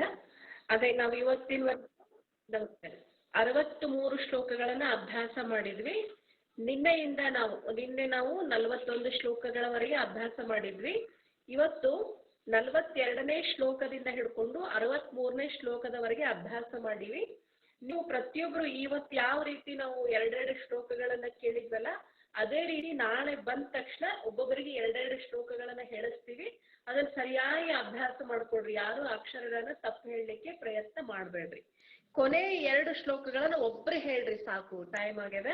ಮತ್ ಮುಂದ್ ಬೇಕಾದ್ರೆ ನೀವು ಅಭ್ಯಾಸ ಮಾಡ್ಕೊಳ್ಳಿರಂತೆ. ಒಬ್ರು ಯಾರಾದ್ರು ನಮ್ಮ ಬೆಂಗಳೂರಿನ ಇವರು ಜಯಶ್ರೀ ಹೊಸಮನಿ ಅವ್ರು ಹ್ಯಾಂಡ್ ರೈಸ್ ಮಾಡ್ಕೊಂಡಿದ್ರು. ಕೊನೆ 2 ಶ್ಲೋಕ 62, 63. ನಾನ್ರಿ ಮೇಡಮ್ ಅವರ ಜಯಶ್ರೀ ಬೆಂಗಳೂರು ಅವರು ಹ್ಯಾಂಡ್ ರೈಸ್ ಮಾಡ್ಕೊಂಡಿದ್ರ? ನೀವ್ ಹೇಳ್ಬಿಡ್ರಿ.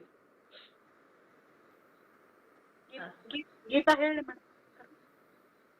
ನೀವ ಹೇಳ್ಬಿಡ್ರಿ. ಜಯಶ್ರೀ ಹೊಸ Geetha. Hello hello hello sir, Geetha ಹೇಳಿರಿ. ಜಯಶ್ರೀ ಅವ್ರು ಹೇಳ್ತಾ ಇರ್ತಾರೆ. ಜಯಶ್ರೀ ಹೇಳ್ತಾ ಇದ್ದಾರೆ. ಜಯಶ್ರೀ ಹೊಸಮನಿ ಅವ್ರು ಹೇಳ್ರಿ. ನಾನ್ ನಾಳೆ ಹೇಳಿ ಅಂತೀರಿ. ನಾಳೆ ನೀ ಇಷ್ಟು 41 ಶ್ಲೋಕದಿಂದ ಹಿಡ್ಕೊಂಡು 63 ಶ್ಲೋಕವರೆಗೂ ಹ್ಞೂನ್ರಿ ಹೇಳ್ತೇವೆ. ನಾಳೆ ಬಂದ ತಕ್ಷಣ ಒಂದ್ ಸಾರಿ ಹೇಳಿಸ್ತೀವಿ.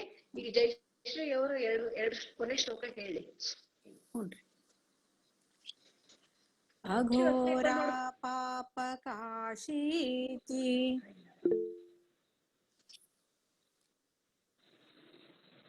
ನೀವು ಆಡಿಯೋ ಆನ್ ಮಾಡ್ಕೊಂಡಿಲ್ಲ. ಅಘೋರ ಪಾಪ ಕಾಶೀತಿ ಹೇಳಕತ್ತೇನ್ರಿ ಮೇಡಮ್ ಅವರ. ಓಪನ್ ಇದೆ ರೀ. ಕೇಳಿಸ್ತಿಲ್ಲ ನಿಮ್ಗೆ ಹೇಳೋದು? ಸ್ವಲ್ಪ ಯಾಕೋ ಡಿಸ್ಟರ್ಬೆನ್ಸ್ ಐತಿ. ಅಘೋರ ಪಾಪ ಕಾಶೀತಿ ಯಾತೆ ರುದ್ರ ಶಿವಾತನುಃ ಯಜುಷಾ ಗೀಯತೆ ಯಸ್ಮಾತ್ ತಸ್ಮಾಚ್ಚೈವೋಘವರ್ಜಿತಃ ಯೋ ಲಿಂಗಧಾರಿ ನಿಯತಾಂತರಾತ್ಮಾ ನಿತ್ಯಂ ಶಿವಾರಾಧನ ಬದ್ಧ ಚಿತ್ತಃ ಸಧಾರಯೇತ್ ಸರ್ವಮಲಾಪಹತ್ಯೈ ಭಸ್ಮಾಮಲಂ ಚಾರುಯತಾ ಪ್ರಯೋಗಂ ಇತಿ ಲಿಂಗಧಾರಣಸ್ಥಲ ಪರಿಸಮಾಪ್ತಂ.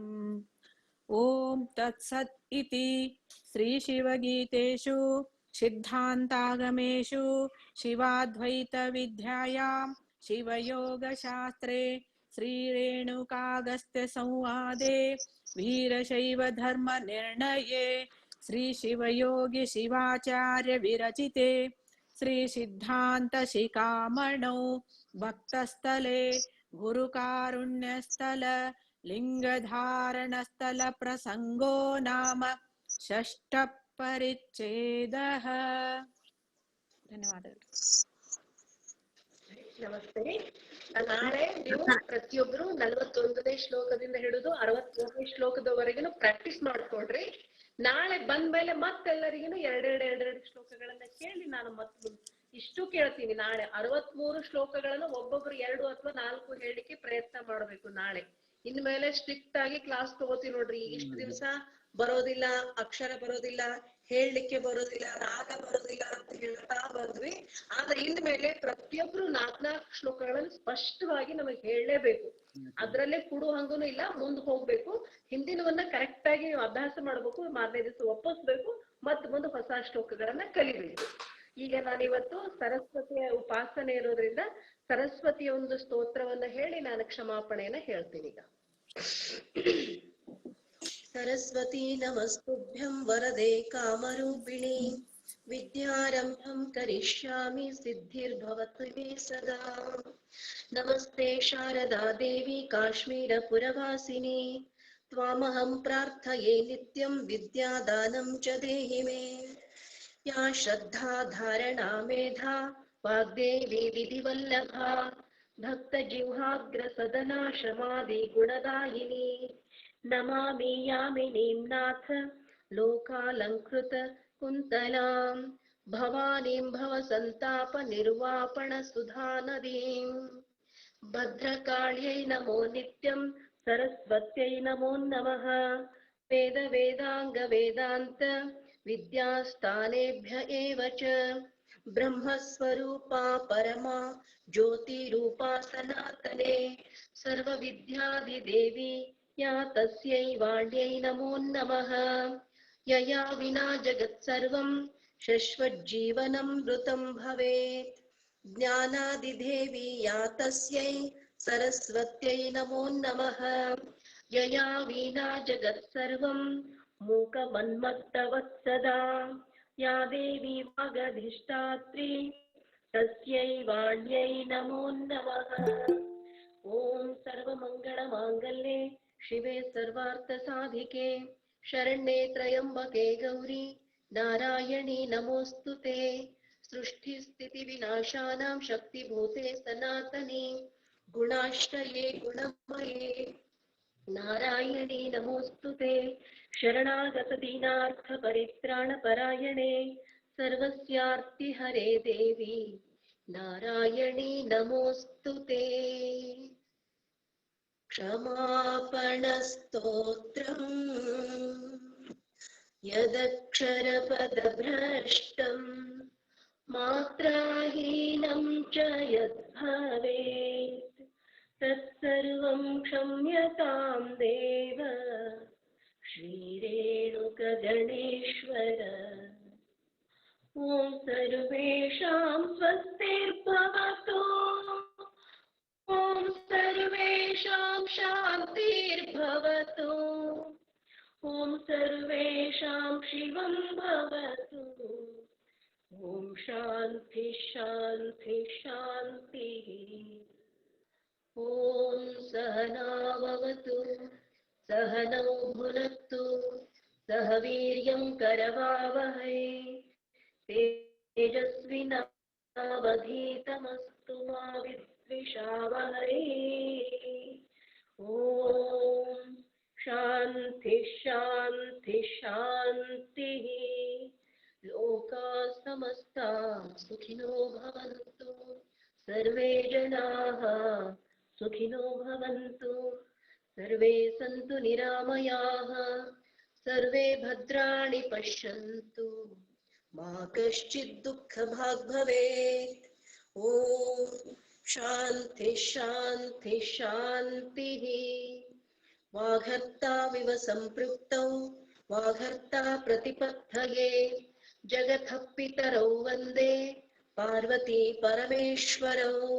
जयमङ्गलं जय नमः पार्वतीपति शिव हर हर महादेव। श्रीमज्जगद्गुरु पंचाचार्य महाराज की जय। जगन्माता आदिशक्ति माँ माता की जय। महाकाली महालक्ष्मी महासरस्वती माता की जय। सर्व महात्मा की जय। जय मंगलम जय नमः पार्वती पति शिव हर हर ಮಹಾದೇವ. ಎಲ್ಲರಿಗೂ ಶುಭವಾಗಲಿ, ಎಲ್ಲರಿಗೂ ಒಳ್ಳೆಯದಾಗಲಿ, ಎಲ್ಲರಿಗೂ ನಮಸ್ಕಾರ, ಶುಭವಾಗಲಿ. ನಮಸ್ಕಾರ. ನಮಸ್ಕಾರ. ಮುಂದಿನ ಕಾರ್ಯಕ್ರಮ ನಮ್ಮ ಸುಮನಂದ ಅನಿಗೋಳ ಅಮ್ಮವರು ನಡೆಸ್ಕೊಡ್ತಾರೆ, ಗಂಗಾವರಣ್ಣವ್ರು ನಡೆಸ್ಕೊಡ್ತಾರೆ.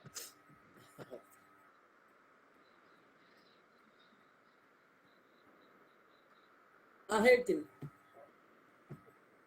ಎಲ್ಲರಿಗೂ ಶರಣು ಶರಣಾರ್ಥಿ. ಸಾವಿರ ಮೆಟ್ಟಿಲು ಹತ್ತಿ ಬನ್ನಿ, ದೇವಿಯ ಗುಡಿಯ ಸುತ್ತಿ ಬನ್ನಿ, ಭಕ್ತಿಯ ಕಾಣಿಕೆ ಮರೆಯದೆ ತನ್ನಿ, ಆದಿಶಕ್ತಿಗೆ ಶರಣು ಶರಣೆನ್ನಿ. ಸಾವಿರ ಮೆಟ್ಟಿಲು ಹತ್ತಿ ಬನ್ನಿ, ದೇವಿಯ ಗುಡಿಯ ಸುತ್ತಿ ಬನ್ನಿ, ಕನ್ನಡ ತಾಯಿಯ ಕನ್ನದ ತೊಟ್ಟಿಲು, ಕರುಣೆಯ ಹಾಲಿನ ಚಿನ್ನದ ಬಟ್ಟಲು, ಮೆಟ್ಟಿಲು ಮೆಟ್ಟಿಲು ಹತ್ತುತ್ತ ಬರಲು, ಮೆಟ್ಟಿಲು ಮೆಟ್ಟಿಲು ಹತ್ತುತ್ತ ಬರಲು, ಹತ್ತಿರ ಹತ್ತಿರ ತಾಯಿಯ ಮಡಿಲು, ಹತ್ತಿರ ಹತ್ತಿರ ತಾಯಿಯ ಮಡಿಲು. ಸಾವಿರ ಮೆಟ್ಟಿಲು ಹತ್ತಿ ಬನ್ನಿ, ದೇವಿಯ ಗುಡಿಯ ಸುತ್ತಿ ಬನ್ನಿ, ಭಕ್ತಿಯ ಕಾಣಿಕೆ ಮರೆಯದೆ ತನ್ನಿ, ಆದಿಶಕ್ತಿಗೆ ಶರಣು ಶರಣೆನ್ನಿ. ಮೆಟ್ಟಿಲಿಗೊಂದು ನಾಮವನೆನೆಯಿರಿ, ಸಾವಿರ ಹೆಸರಲಿ ದೇವಿಯ ಕರೆಯಿರಿ. ಮೆಟ್ಟಿಲಿಗೊಂದು ನಾಮವನೆನೆಯಿರಿ, ಸಾವಿರ ಹೆಸರಲಿ ದೇವಿಯ ಕರೆಯಿರಿ. ಶ್ರೀ ಚಾಮುಂಡ್ಯೈ ನಮಃ, ಶ್ರೀ ದುರ್ಗಾಯೈ ನಮಃ, ಶ್ರೀ ಭಾರತ್ಯೈ ನಮಃ, ಶ್ರೀ ಸರಸ್ವತಿಯೇ ನಮಃ, ಶ್ರೀ ವಿಶ್ವರೂಪಿಣಿಯೇ ನಮಃ, ಶ್ರೀ ಮಹೇಶ್ವರಿಯೇ ನಮಃ, ಶ್ರೀ ಮಾಯಾಯೈ ನಮಃ, ಶ್ರೀ ಶಿವಾಯೈ ನಮಃ, ಶ್ರೀ ಲಲಿತಾಯೈ ನಮಃ, ಶ್ರೀ ಶಾಂಭವಿಯೇ ನಮಃ. ಮೆಟ್ಟಿಲಿಗೊಂದು ನಾಮವನೆನೆಯಿರಿ, ಸಾವಿರ ಹೆಸರಲಿ ದೇವಿಯ ಕರೆಯಿರಿ. ಹೃದಯ ಕಲ್ಮಶ ಕಳೆಯಿರಿ, ಮಧುರ ಮೈತ್ರಿಯ ತಿಳಿಯಿರಿ. ಸಾವಿರ ಮೆಟ್ಟಿಲು ಹತ್ತಿ ಬನ್ನಿ, ದೇವಿಯ ಗುಡಿಯ ಸುತ್ತಿ ಬನ್ನಿ, ಭಕ್ತಿಯ ಕಾಣಿಕೆ ಮರೆಯದೆ ತನ್ನಿ, ಆದಿಶಕ್ತಿಗೆ ಶರಣು ಶರಣೆನ್ನಿ. ಬದುಕಿನ ಕಡಲಲ್ಲಿ ಸಾವಿರ ಅಲೆಗಳು, ಅಲೆ ಅಲೆಯಲ್ಲೋ ನೋವಿನ ಬಲೆಗಳು. ಬದುಕಿನ ಕಡಲಲ್ಲಿ ಸಾವಿರ ಅಲೆಗಳು, ಅಲೆ ಅಲೆಯಲ್ಲೋ ನೋವಿನ ಬಲೆಗಳು. ಸೋಲು ಗೆಲುವಿನ ಈ ಬಾಳಿನಲ್ಲಿ, ಸೋಲು ಗೆಲುವಿನ ಈ ಬಾಳಲ್ಲಿ, ಆಯಲಾಗದು ಅರಿಗೋಲು, ಆಯಲಾಗದು ಅರಿಗೋಲು. ಸಾವಿರ ಮೆಟ್ಟಿಲು ಹತ್ತಿ ಬನ್ನಿ, ದೇವಿಯ ಗುಡಿಯ ಸುತ್ತಿ ಬನ್ನಿ, ಭಕ್ತಿಯ ಕಾಣಿಕೆ ಮರೆಯದೆ ತನ್ನಿ, ಆದಿಶಕ್ತಿಗೆ ಶರಣು ಶರಣೆನ್ನಿ, ಆದಿಶಕ್ತಿಗೆ ಶರಣು ಶರಣೆನ್ನಿ. ಧನ್ಯವಾದಗಳು. ನಮಸ್ಕಾರ.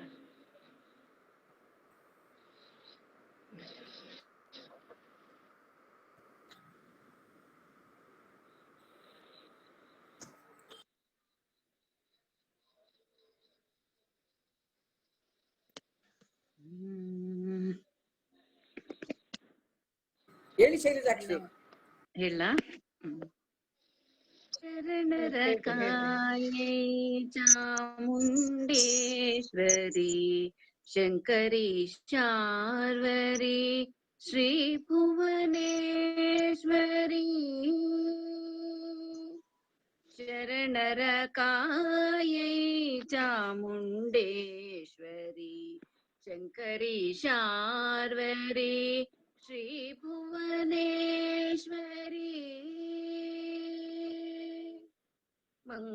ಮಂಗಳಧಾತೆ ಮಹಿಷಮರ್ದಿನಿ ಗಂಗಾಧರ ಮನಮೋಹಿನಿ ಮಂಗಳಧಾತೆ ಮಹಿಷಮರ್ದಿನಿ ಗಂಗಾಧರ ಮನಮೋಹಿನಿ ಶೂಲಪಾಣಿ ಚಕ್ರಧಾರಿಣಿ ಶೂಲಪಾಣಿ ಚಕ್ರಧಾರಿಣಿ ಸರ್ವಮಂಗಳೇ ಪಾಪ ವಿನಾಶಿನಿ ಶರಣರ ಕಾಯೇ ಚಾಮುಂಡೇಶ್ವರಿ ಶಂಕರಿ ಶಾರ್ವರಿ ಶ್ರೀ ಭುವನೇಶ್ವರಿ ಕಾತ್ಯಾಯನಿ ಕರಿವಾಹಿನಿ ಸರ್ವಾರ್ಜಿತೆ ಸುರಪೂಜಿತೆ ಕಾತ್ಯಾಯನಿ ಕರಿವಾಹಿನಿ ಸರ್ವಾರ್ಜಿತೆ ಸುರಪೂಜಿತೆ ಮಾಹೇಶ್ವರಿ ಜಗದಾಂಬಿಕೆ ಮಾಹೇಶ್ವರಿ ಜಗದಾಂಬಿಕೆ ಸರ್ವಮಂಗಳೇ ಕಾತ್ಯಾಯನಿ ಶರಣರ ಕಾಯೇ ಚಾಮುಂಡೇಶ್ವರಿ ಶಂಕರಿ ಶಾರ್ವರಿ Shri Bhuvaneshwari. Thank you. Late ಆಯ್ತು ಜಾಯಿನ್ ಆಗಿದ್ದು, ನನ್ಗೆ ಮಿಸ್ ಮಾಡ್ಕೊಳಕ್ಕೆ ಇಷ್ಟ ಆಗಲ್ಲ ಅವರೇ. ಕ್ಲಾಸ್ ಅಂತೂ ಮಿಸ್ ಮಾಡ್ಕೊಳಕ್ಕೆ ಇಷ್ಟ ಆಗಲ್ಲ. ಎಲ್ಲೋ ಹೊರಗಡೆ ಹೋಗಿದ್ದೆ, ಅನಿವಾರ್ಯವಾಯ್ತು. ನಾನೊಂದು ಹೇಳ್ತೀನಿ ಮಂಗಳ ಹಾಡನ್ನ. ಆನಂದ್ ಹೇಳ್ರಿ. ನಾನು ಹೇಳ ನಾ ಹೇಳ್ರಿ.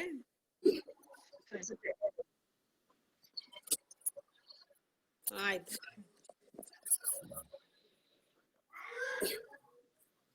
ಜಯ ಮಂಗಳಂ ನಿತ್ಯ ಶುಭ ಮಂಗಳಂ ಜಯ ಮಂಗಳಂ ನಿತ್ಯ ಶುಭ ಮಂಗಳಂ ಜಯ ಮಂಗಳಂ ನಿತ್ಯ ಶುಭ ಮಂಗಳಂ ಜಯ ಮಂಗಳಂ ನಿತ್ಯ ಶುಭ ಮಂಗಳಂ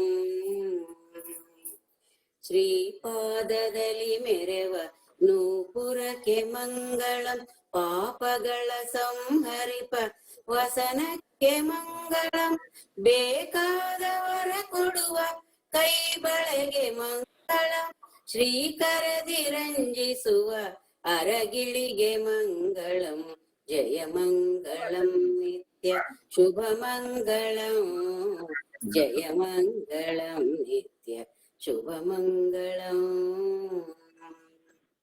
ಬೆರಳಲ್ಲಿ ರಂಜಿಸುವ ಉಂಗುರಕ್ಕೆ ಮಂಗಳಂ ಕೊರಳಲ್ಲಿ ರಾಜಿಸುವ ಹಾರಕ್ಕೆ ಮಂಗಳಂ ಹಸ್ತದಲ್ಲಿ ಮೆರೆಯುತ್ತಿಹ ಪುಸ್ತಕಕ್ಕೆ ಮಂಗಳಂ ಮುತ್ತುಗಳ ಕೀಲಿಸಿದ ಮೂಗುತಿಗೆ ಮಂಗಳಂ ಜಯ ಮಂಗಳಂ ನಿತ್ಯ ಶುಭ ಮಂಗಳಂ ಜಯ ಮಂಗಳಂ ನಿತ್ಯ ಶುಭ ಮಂಗಳಂ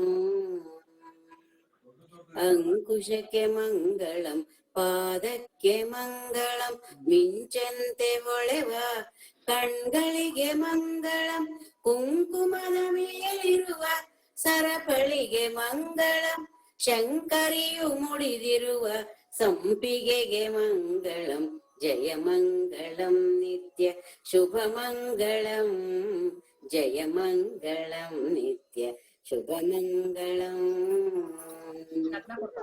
ಕನಕಮಯ ನವರತ್ನ ಕನಕಮಯ ನವರತ್ನ ಮುಕುಟಕ್ಕೆ ಮಂಗಳಂ ಘನತರದಿ ಶ್ರೀಚಕ್ರ ಮಂದಿರಕ್ಕೆ ಮಂಗಳಂ ವಿನಯದಲ್ಲಿ ನಮಿಸುತ್ತಿಹ ಭಕ್ತರಿಗೆ ಮಂಗಳಂ ಘನಪುರಿಯ ಶ್ರೀಪುರದ ಲಕ್ಷ್ಮೀಗೆ ಮಂಗಳಂ ಜಯ ಮಂಗಳಂ ನಿತ್ಯ ಶುಭ ಮಂಗಳಂ ಜಯ ಮಂಗಳಂ ನಿತ್ಯ ಶುಭ ಮಂಗಳಂ ಬೆಟ್ಟದಲ್ಲಿ ನೆಲೆಸಿರುವ ದೇವಿಗೆ ಮಂಗಳಂ ಚಾಮುಂಡಿ ಬೆಟ್ಟದಲ್ಲಿ ನೆಲೆಸಿರುವ ದೇವಿಗೆ ಮಂಗಳಂ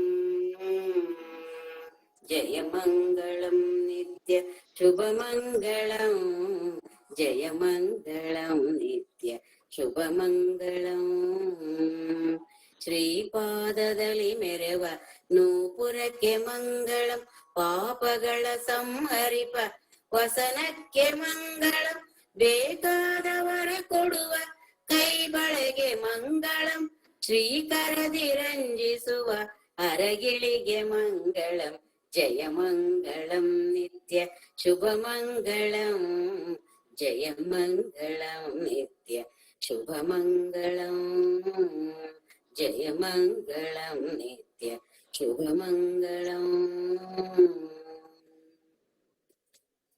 ಶರಣಾರ್ಥಿಗಳು.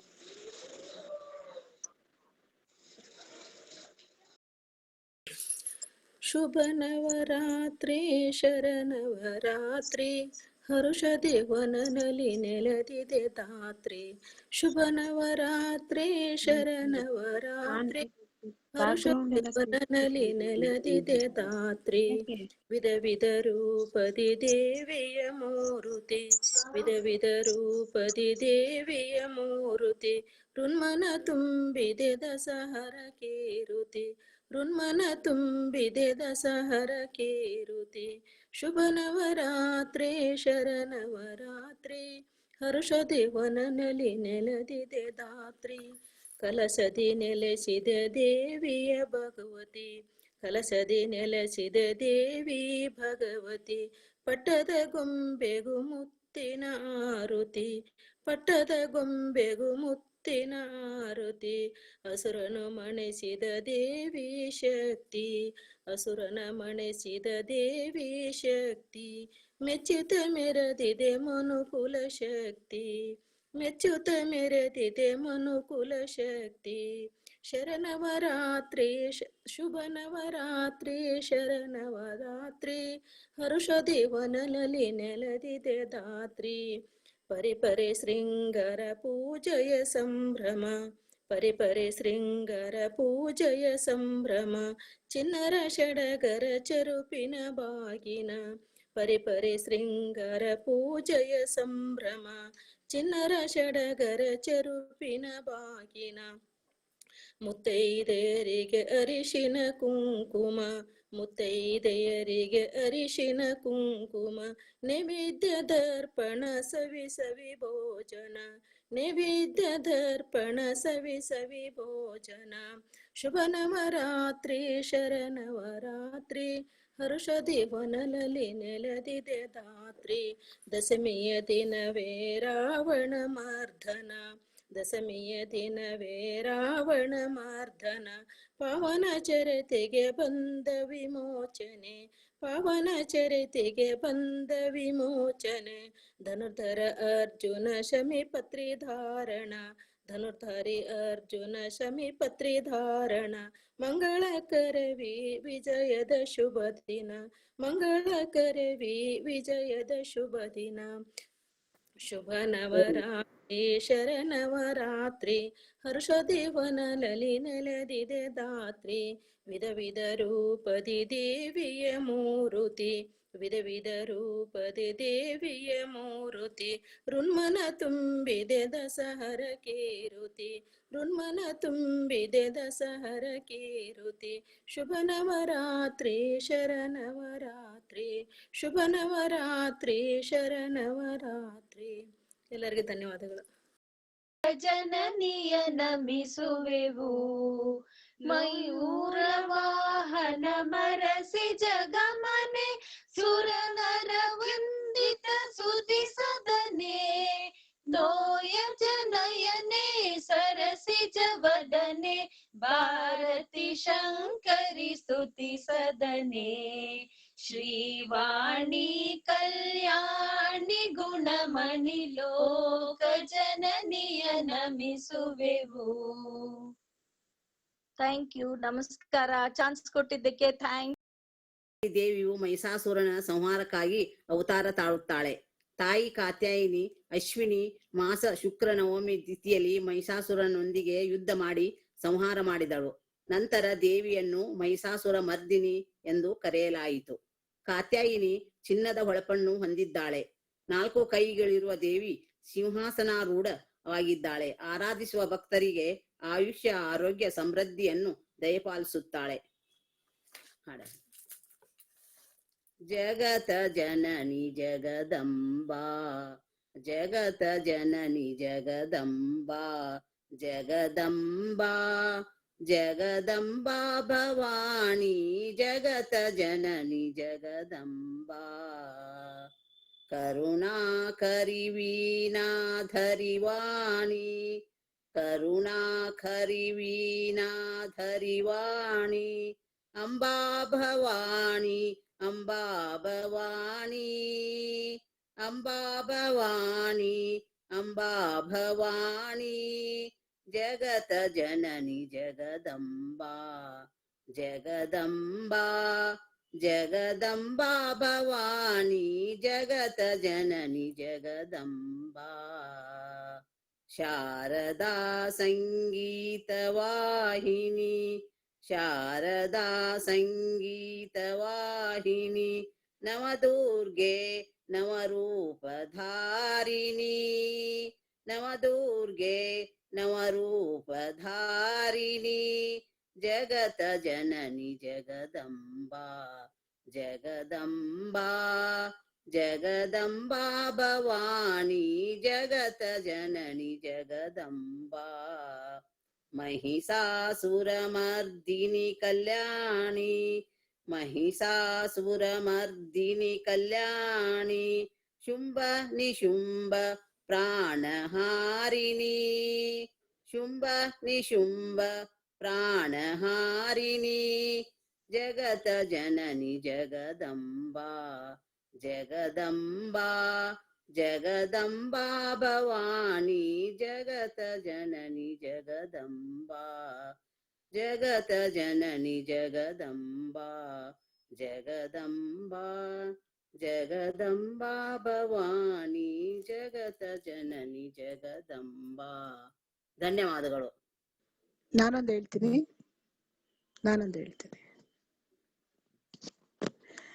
ದುರ್ಗಾ ದುರ್ಗಾ ಪರಮೇಶ್ವರಿ ಅಂಬಾ ಜಗದೀಶ್ವರಿ ಬಾರೆಂದು ಕರೆಯುವೆನು ಚಾಮುಂಡೇಶ್ವರಿ. ದುರ್ಗಾ ಪರಮೇಶ್ವರಿ ಅಂಬಾ ಜಗದೀಶ್ವರಿ ಬಾರೆಂದು ಕರೆಯುವೆನು ಚಾಮುಂಡೇಶ್ವರಿ. ಇಂದಿನಿಂದಲೇ ಎನ್ನ ತಾಯಿಯೆಂದದಿ ಎನ್ನ ನಂಬಿ ಬಂದೆನ್ನ ಮೊರೆ ಕೇಳುವುದಿಲ್ಲವೇ. ಹಿಂದಿನಿಂದಲೇ ಎನ್ನ ತಾಯಿಯೆಂದದಿ ಎನ್ನ ನಂಬಿ ಬಂದೆನ್ನ ಮೊರೆ ಕೇಳುವುದಿಲ್ಲವೇ. ಕೇಳುವುದಿಲ್ಲವೇ ಲಲಿತ ಪರಮೇಶ್ವರಿ ಬಾರೆಂದು ಕರೆಯುವೆನು ಚಾಮುಂಡೇಶ್ವರಿ. ದುರ್ಗಾ ಪರಮೇಶ್ವರಿ ಅಂಬಾ ಜಗದೀಶ್ವರಿ ಬಾರೆಂದು ಕರೆಯುವೆನು ಚಾಮುಂಡೇಶ್ವರಿ. ಅಡವಿಯ ಮಧ್ಯದಲ್ಲಿ ಅಕ್ಷಯ ಪಾತ್ರೆಯಲ್ಲಿ ಭಿಕ್ಷೆಯ ಬೇಡುತ್ತಾ ನೆಲೆಸಿ ನಿಂತೆ. ಅಡವಿಯ ಮಧ್ಯದಲ್ಲಿ ಅಕ್ಷಯ ಪಾತ್ರೆಯಲ್ಲಿ ಭಿಕ್ಷೆಯ ಬೇಡುತ್ತಾ ನೆಲೆಸಿ ನಿಂತೆ.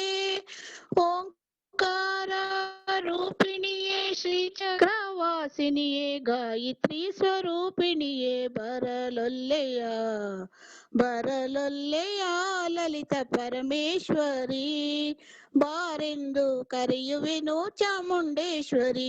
ದುರ್ಗಾ ಪರಮೇಶ್ವರಿ ಅಂಬಾ ಜಗದೀಶ್ವರಿ ಬಾರೆಂದು ಕರೆಯುವೆನು ಚಾಮುಂಡೇಶ್ವರಿ. ಹೆತ್ತ ತಂದೆ ತಾಯಿಗಳ ಪುತ್ರಿ ನಾನಾದರೇನು, ಹುಟ್ಟಿಸಿದ ತಾಯಿ ನೀನಲ್ಲವೇ ನಮ್ಮ. ಹೆತ್ತ ತಂದೆ ತಾಯಿಗಳ ಪುತ್ರಿ ನಾನಾದರೇನು, ಹುಟ್ಟಿಸಿದ ತಾಯಿ ನೀನಲ್ಲವೇ ನಮ್ಮ. ಎಷ್ಟು ಮೊರೆ ಇಟ್ಟರೂ ಕೇಳುವುದಿಲ್ಲವೇ, ಕೇಳುವುದಿಲ್ಲವೇ ಲಲಿತ ಪರಮೇಶ್ವರಿ. ಬಾರೆಂದು ಕರೆಯುವೆನು ಚಾಮುಂಡೇಶ್ವರಿ. ದುರ್ಗಾ ಪರಮೇಶ್ವರಿ ಅಂಬಾ ಜಗದೀಶ್ವರಿ ಬಾರೆಂದು ಕರೆಯುವೆನು ಚಾಮುಂಡೇಶ್ವರಿ. ಬಾರೆಂದು ಕರೆಯುವೆನು ಚಾಮುಂಡೇಶ್ವರಿ. ಬಾರೆಂದು ಕರೆಯುವೆನು ಚಾಮುಂಡೇಶ್ವರಿ. ನಮಸ್ತೆ. ಚೆನ್ನಾಗಿತ್ತು, ತುಂಬಾ ಚೆನ್ನಾಗಿತ್ತು. ಲಿರಿಕ್ಸ್ ಕಳಿಸ್ಕೊಡಿ.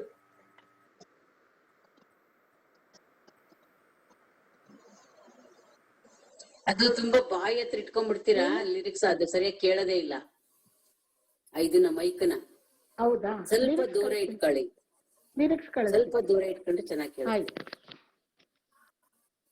ಆಯ್ತು, ಚೆನ್ನಾಗಿತ್ತು.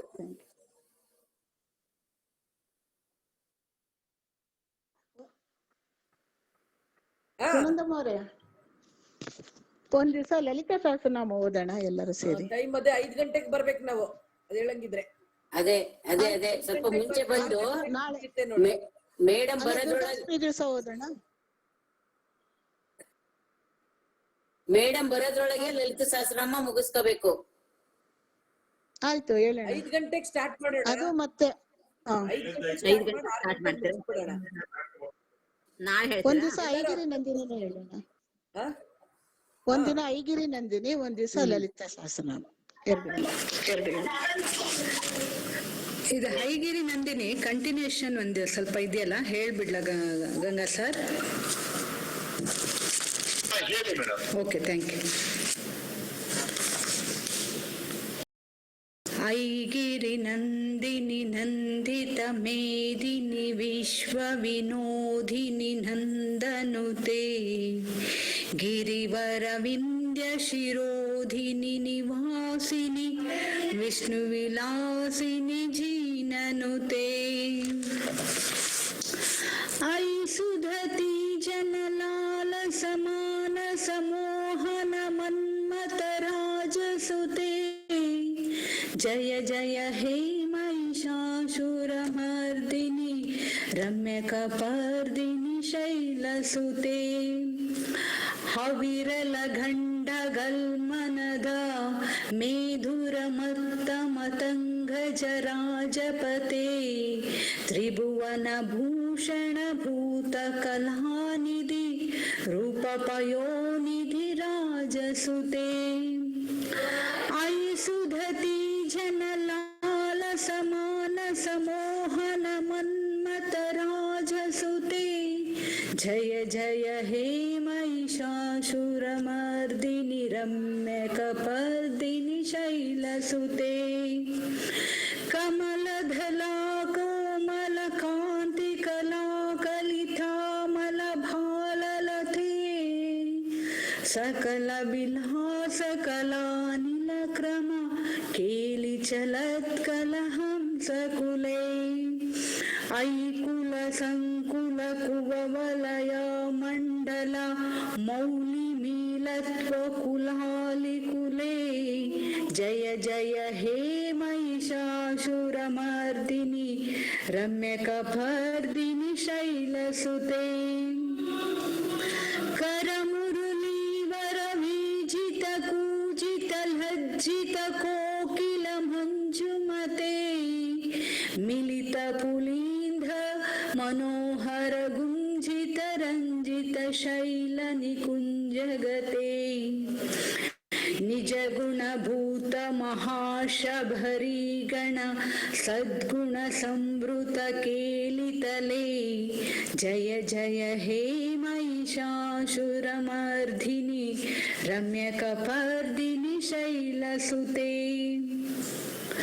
ಕಟಿತಟ ಪೀತ ಧೂಕಲ ವಿಚ ವಿಚಿತ್ರಮಯೂಕ ತಿರಸ್ಕೃತ ಚಂದ್ರ ರುಚೇ ಪ್ರಯಣ ಸುರ್ಹಾಸುರ ಮೌಲಿಮಣಿ ಸ್ಫುರಧಂಶುಲ ಸನ್ನಕ ಚಂದ್ರ ರುಚೇ ಜೀತ ಕನಕಾಚಲ ಮೌಳಿ ಪಧೋಜಿತ ನಿರ್ಭರ ಕುಂಜನ ಕುಂಭಕುಚೇ ಜಯ ಜಯ ಹೇ ಮಹಿಷಾಸುರಮರ್ದಿನಿ ರಮ್ಯಕಪರ್ದಿನಿ ಶೈಲಸುತೆ.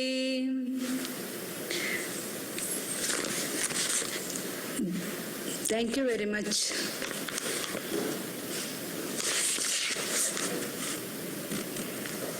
ಡಿಸ್ಟರ್ಬೆನ್ಸ್ ಇದೆ ನಿಮ್ ಮನೆಯಲ್ಲಿ?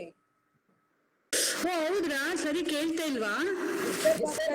ಒಳಗಡೆ ಶಬ್ದ ಯಾವ ತರ?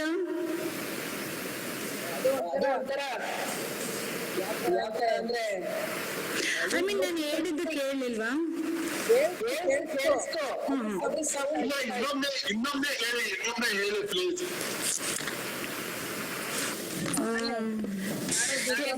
ಡಿಸ್ಟರ್ಬೆನ್ಸ್ ಆಫ್ ಮಾಡಿ ಇನ್ನೊಂದು ಮೊಬೈಲ್ ಇಂದ ಹೇಳಿ. ಇದು ರೆಕಾರ್ಡ್ ಆಗಿದೆ, ಇನ್ನೂ ಒಂದ್ಸಲ ಕೇಳಿ ನೀವು ಹೇಗಿದೆ ಅಂತ. ಓಕೆ, ಇನ್ನೊಂದು ಮೊಬೈಲ್ ಇಂದ ಹೇಳ್ಬೋದ್ರಾ ಈಗ್ಲೇ ಹೇಳ್ಬೋದ್ರಾ ಹೇಗೆ? ಹೀಗೆ ಬೇಡ, ಈ ದಸರಾ ಮುಗಿಲಿ ಆಮೇಲೆ ಹೇಳ್ರಿ. ಇವತ್ತಿನ ಮುಗೀತಲ್ಲ ಅದು? ಇವತ್ತಿನ ಮುಗಿಯಲ್ರಿ, ಇನ್ನು 4 ಪ್ಯಾರ ಇದೆ, ನಾಳೆ ಮುಗಿಯುತ್ತೆ. ಅದಕ್ಕೆ ನಾಳೆಗೆ ಹೇಳ್ತೀವಿ. ನಾವು ಎಲ್ಲರೂ ಸೇರಿ ನಾಳೆ ಎಲ್ಲ ಒಂದೊಂದೇ ತರ ಹೇಳ್ತೀವಿ.